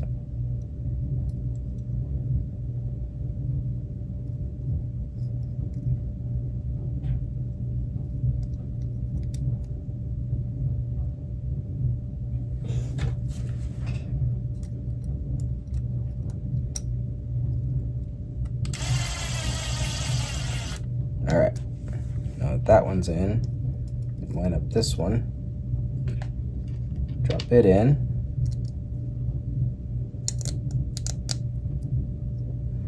get it started. Cool. And we can get this one on. Now it's a little easier because it's kind of holding itself.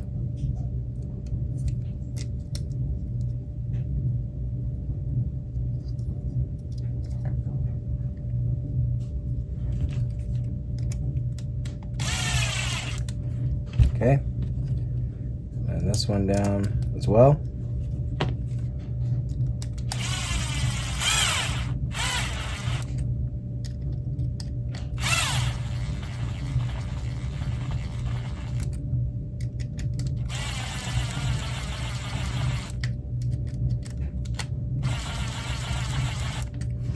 All right, then we use our hand driver to tighten them up.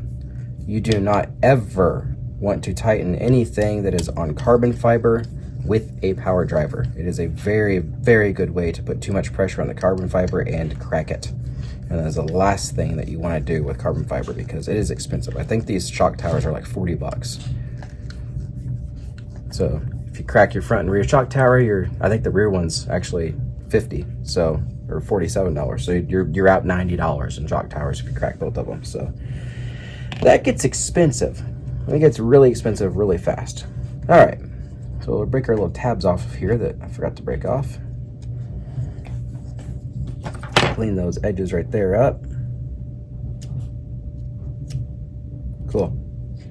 And this one. Cool. All right, now our next stop is these little set screws that go down in here that are 3x5s. 3x5s. 3x5s. That's these long ones. Go ahead and dump this in here just so that it's not tiny parts flying around. That's these two longer ones here. You can see they're a little bit longer. That's our 3x5s. And then these are with a 1.5 driver.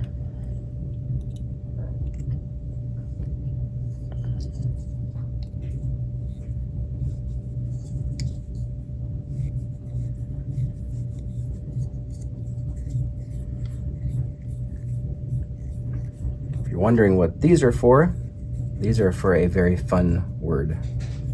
That is one that I quite enjoy saying. These are for sway stays. So once we get this together, and that sway bar sits in here like so, these come down and we tighten them up on there a little bit to help stay the sway bar. That way it doesn't want to rock and flip all around, and it just helps secure it so the sway bar can do the sway bar things it needs to do.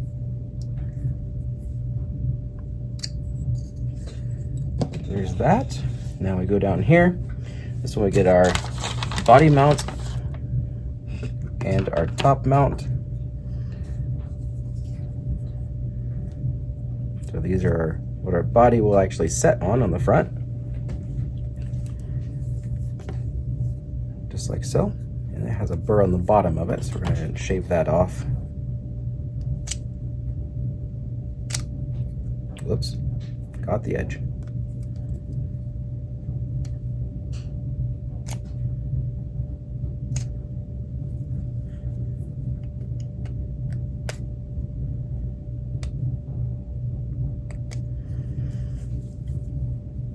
All right, now we have 2.5 by 14, so skinny long guys. That's these guys here. These are going to go through here, and what it is the front and back. So this is going to set on the shock tower like so. They want the angles to be facing forward, so they go on like so. All right, I'm gonna put these in the second hole down of the 4. I think that's probably about where I'm gonna have that body set.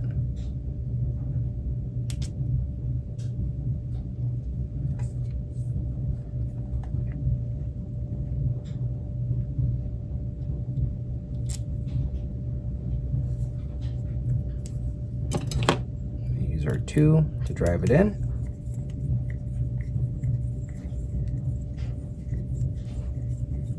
Again, on all these, you do have to thread the nylon, so you're gonna have to give it a little push on everything. You can see there's little nylon threads that fall out because it's threading its own threads. It's kind of an annoying thing to say, isn't it? Let me kind of roll forward here because I realize I'm working back here off camera. Wonder how long I've been doing that. That's fun. Go ahead and walk you forward a touch, actually. There we go. You're, well, maybe not that far forward.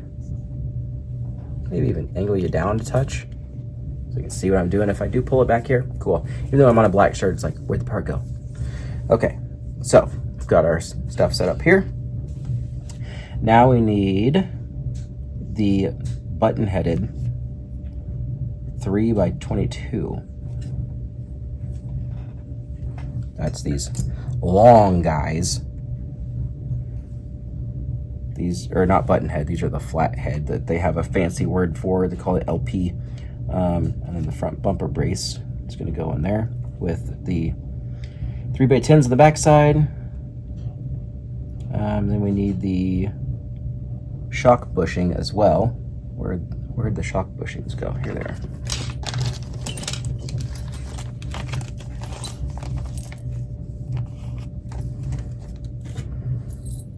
Not using this piece.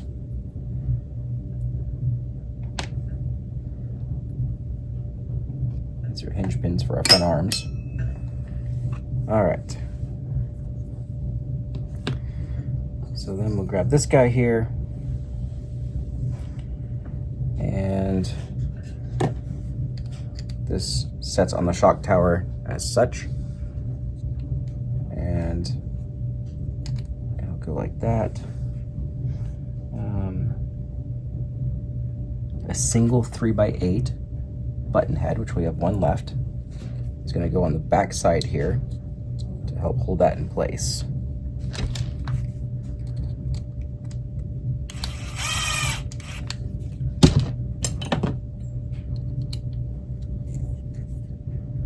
There we go. Cool. Nice. All right, then these are going to slide through. I'm going to use the inner hole because I want those shocks laid down nicely.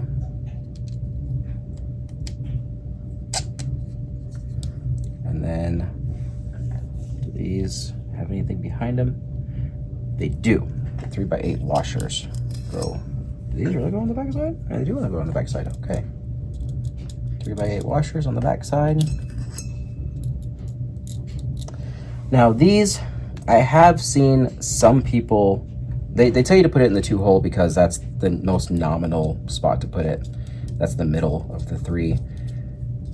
You don't have to. I've also seen some people put a touch of thread lock on their shock stays. I don't like putting thread lock on something that is aluminum on steel. It's just asking for the aluminum to strip. If it's aluminum and aluminum, it's one thing. If it's steel into steel, it's one thing.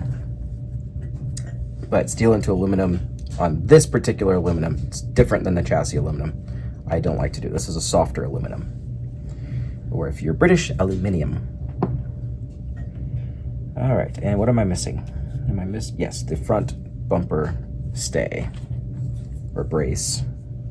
And then it looks like they wanted it to angle like this. So then you pop those through that hole. And then we use the 3x10s, which, where did I set the 3x10s? Did I not get them out? Guess I didn't. 2 button head 3x10s.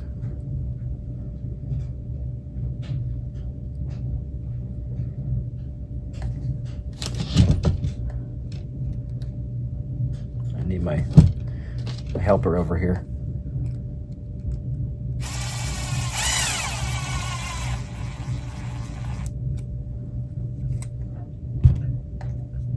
Again, never tighten on carbon fiber with a screw gun. Cannot emphasize that enough.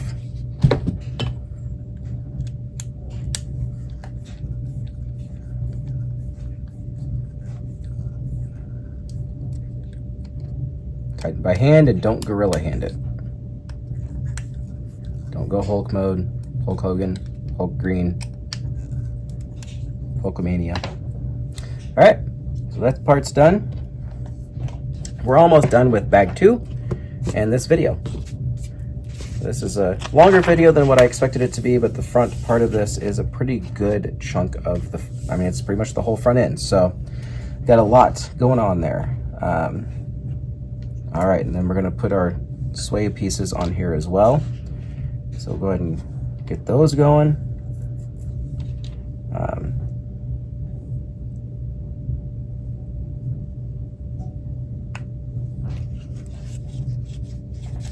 Oh yeah, I almost forgot the snaps onto there, right? Yes. Okay.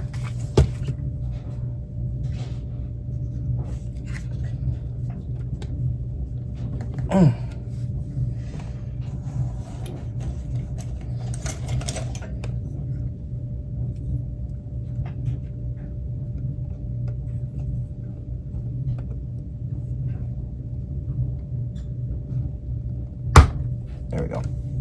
Could not push it with my thumb hard enough.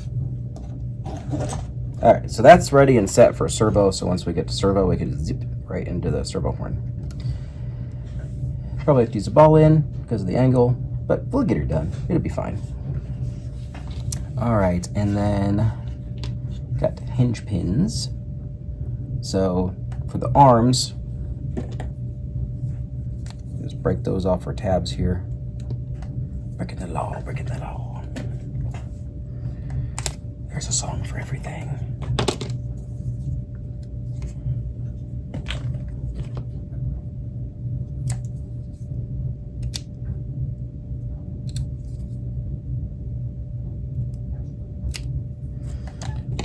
If you want to hear a funny story, while we're shaving here, my wife likes to start conversation sometimes with do, and then she'll pause as she's getting ready to say how she's going to say the sentence. She hates me for this. Well, doesn't hate me, but she dislikes this. But every time she does that, she goes do, and I go, you have the time to listen to me whine. And it irritates her every time, and I still do it because why not? It's funny. She finds it irritating but also funny, so it's a thing. It's just a thing.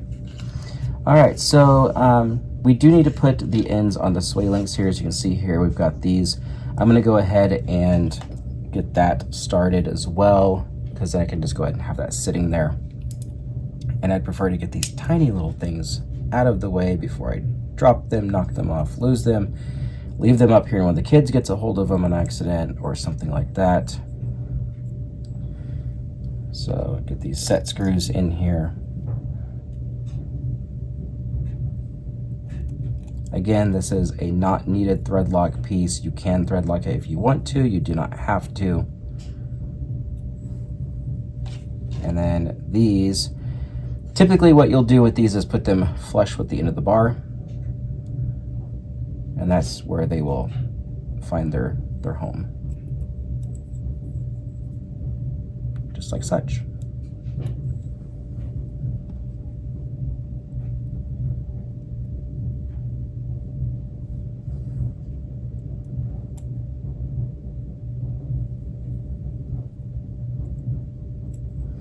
And that's where they get to live, right there at the end of the bar in this 1.3 millimeter front sway bar. if you're wondering what size the front sway bar is that comes with it. So, and then we need our little end eyelets, which are these guys.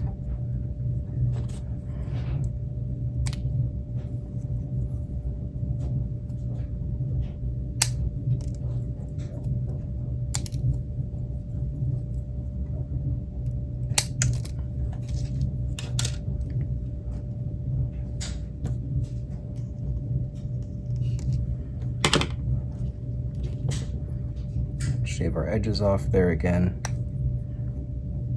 Some people don't do all this, but when you have moving parts, you want to have every possible spot where something could stick gone. You don't want to have any reason for something to not have the movement that it should. The one tool that I don't have that I wish I did have, that I used to have, are arm reamers, which are these things that are shaped with a bunch of coarse edges, so that when you're putting your hinge pins in, you can go through your bulkheads, you can go through your arm, and you can make sure that that is all machined out like it's supposed to be, so that your hinge pins don't stick either. It's also really good when you're cleaning a vehicle to pull those hinge pins out and make sure that they're clean and free of debris, so that you get proper arm movement, because you want those arms to be loose so that your suspension is actually doing what it's supposed to. Because if your arms are binding, the shocks can't work the way they're supposed to be working. And if your shocks aren't working the way they're supposed to be working because your arms are binding, then you don't actually know how your suspension is handling.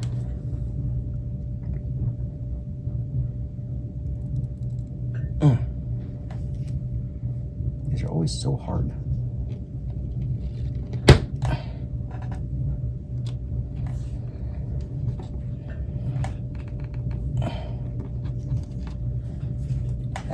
That one's even harder, so we're gonna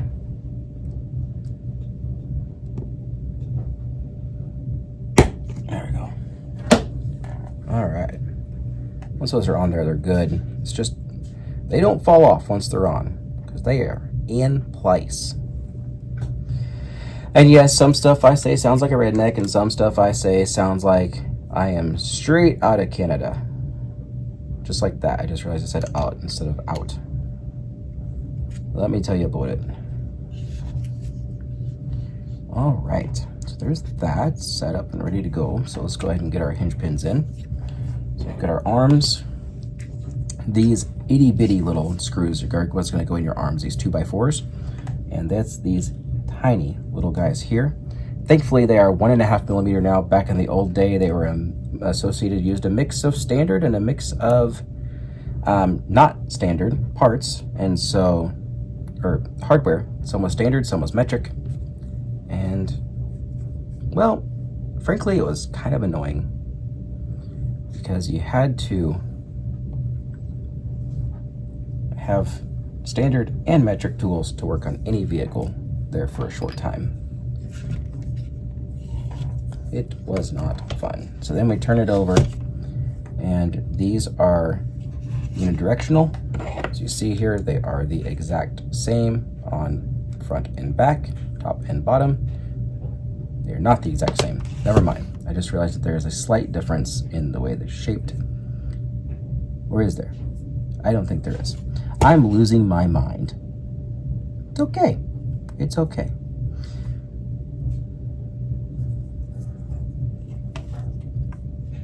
It's okay. Does this have spacers in here?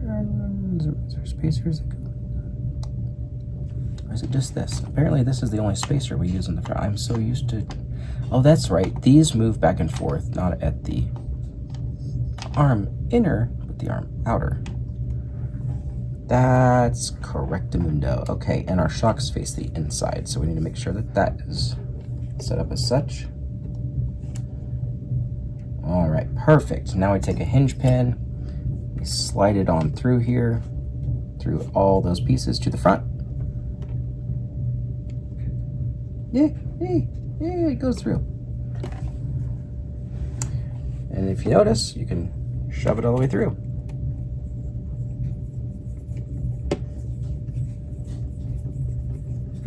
Screw goes on the back side as such.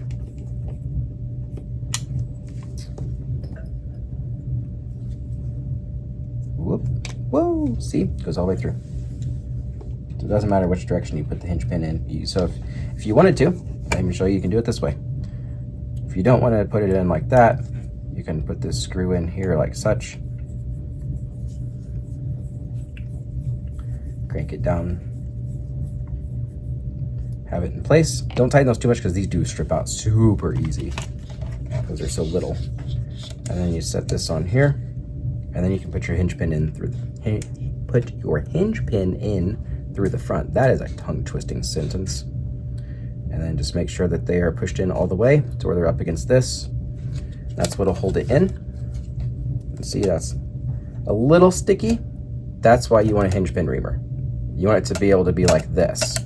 This one is just a little bit machine tight, and so you would, you know, best have it to where it's more like this, or even where it feels like there's a bearing in it, even though there's not. That would be the best possible way. All right, so now we're gonna put our sway bar on, like so, and these go on these little balls on the arms. And for this, it might need a little leverage.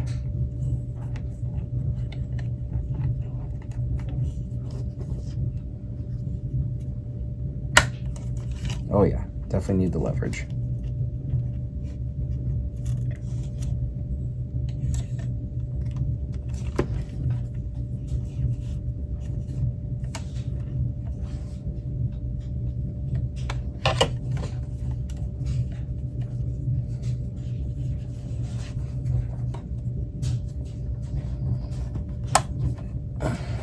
Multiple hands, as I said, sometimes you just need to have a third hand to help move things and hold things.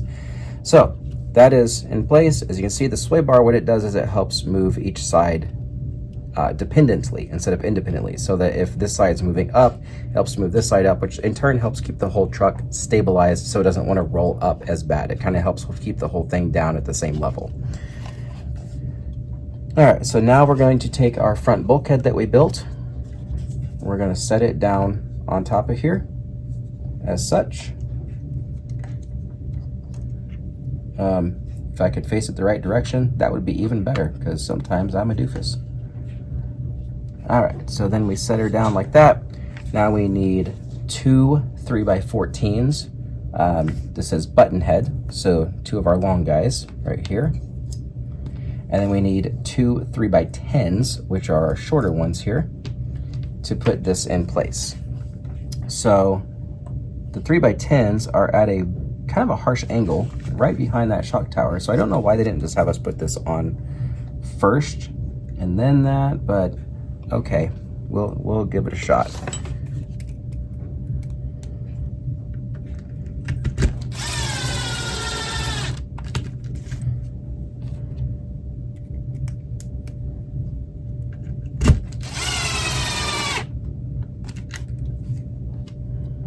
Let's see if I can reach these with this, or if I have to use my long screwdrivers.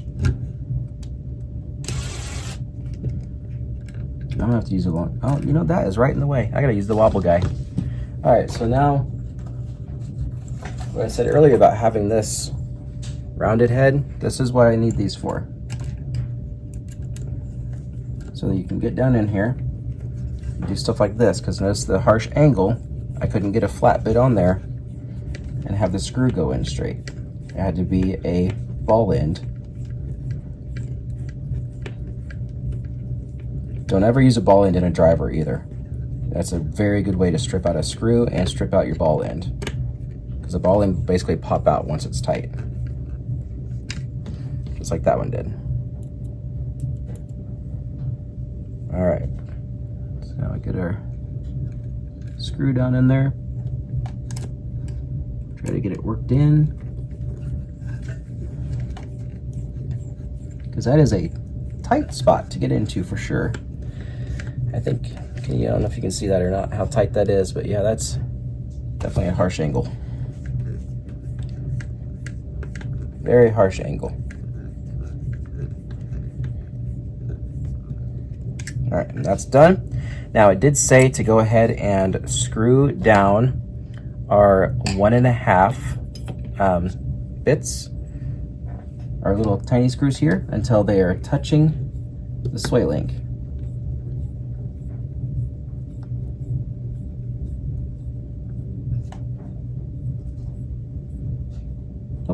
There it is. So I'll back that off a touch.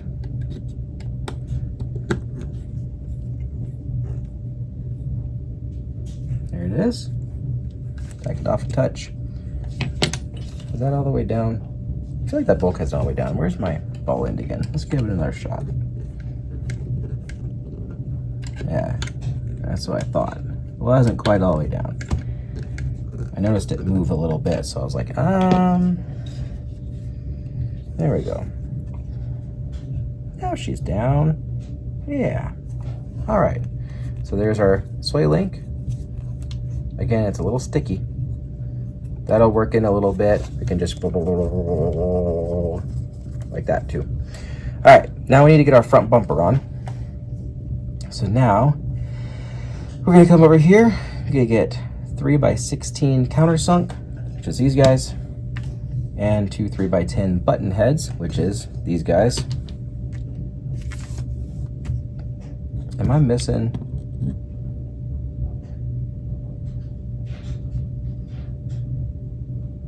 Are these extra screws, or like where did these guys come from? I'm confused. I'm so confused. I don't know. But hey, we'll find out as we get going, because I haven't noticed that I'm missing anything really. So this is the end of bag 2, is putting the front bumper on. So I'm just gonna quick double check here and make sure that I didn't miss those, because those are like a 2.5x8. I didn't see any 2.5x8 screws anywhere. Just the 2.5x14s, which I already used.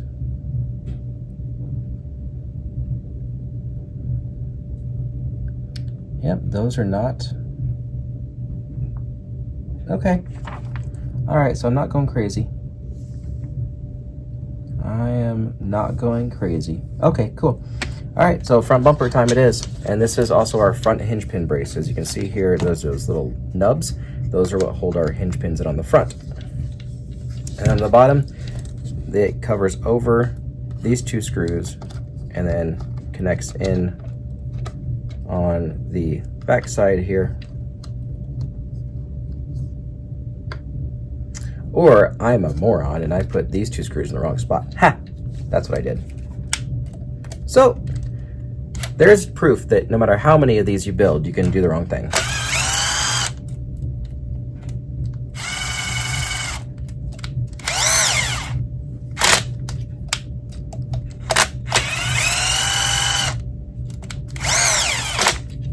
Boom. All right, now she fits right. Cool. Now we can take her along, guys.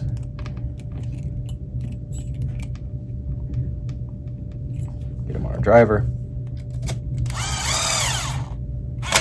And get him in there.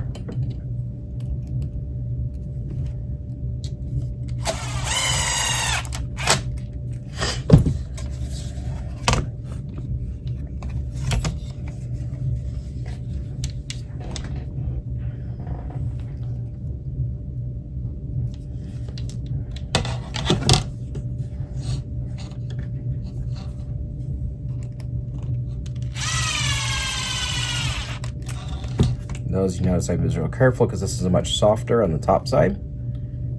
Just make sure those are in, lined up, and then drive it in good.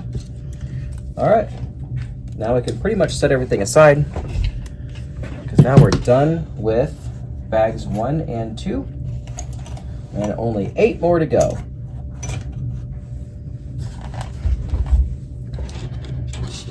And again, still not sure really what this is for. Not sure where it would even go. Didn't see it in here. Must be something that was maybe replaced as time went on with different things. It looks like it would be down at the bulkhead area, but there again, I'm still not fully certain what this would be for. I didn't see it anywhere. If you saw it and I overlooked it, please let me know, but I don't see it. It may be something that was for the buggy, and maybe there's just a couple of parts that are the same, so just throw them in the same bags. But yeah, I don't see that particular piece anywhere in here, so I think we're safe. So everything that was in bag 1 that I didn't use, I'm gonna go ahead and drop back in here. including the hardware, and then I'll eventually put all of the hardware back in. I'll put it in its own container that I'll get to put all my parts for this vehicle in. These are going to be in with bag 3. Bag 3 is the caster and steering blocks, hub carriers, whatever you want to call them. So we're going to put those back in there, and then that'll be with bag 3 later. Here's the rest of the parts that were in bag 1. So here's my leftover bag 1s.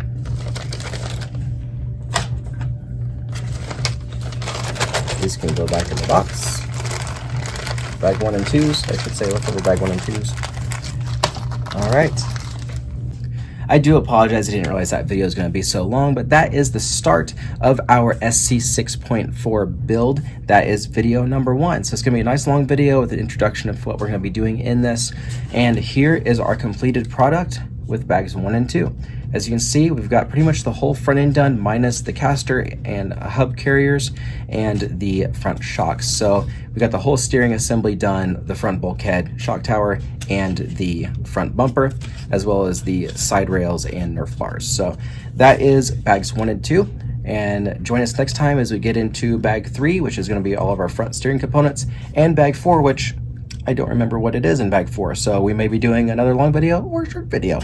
Look forward to building this kit with you guys. Again, comment below if you're building your first kit or if this is just helping you along in your kit build process. Thank you guys for liking and subscribing to these videos, and for supporting this channel. This has always been kind of a dream of mine, and I'm just starting to do it. I hope you guys like it, and I hope you guys enjoy it. Thank you, and have a great day.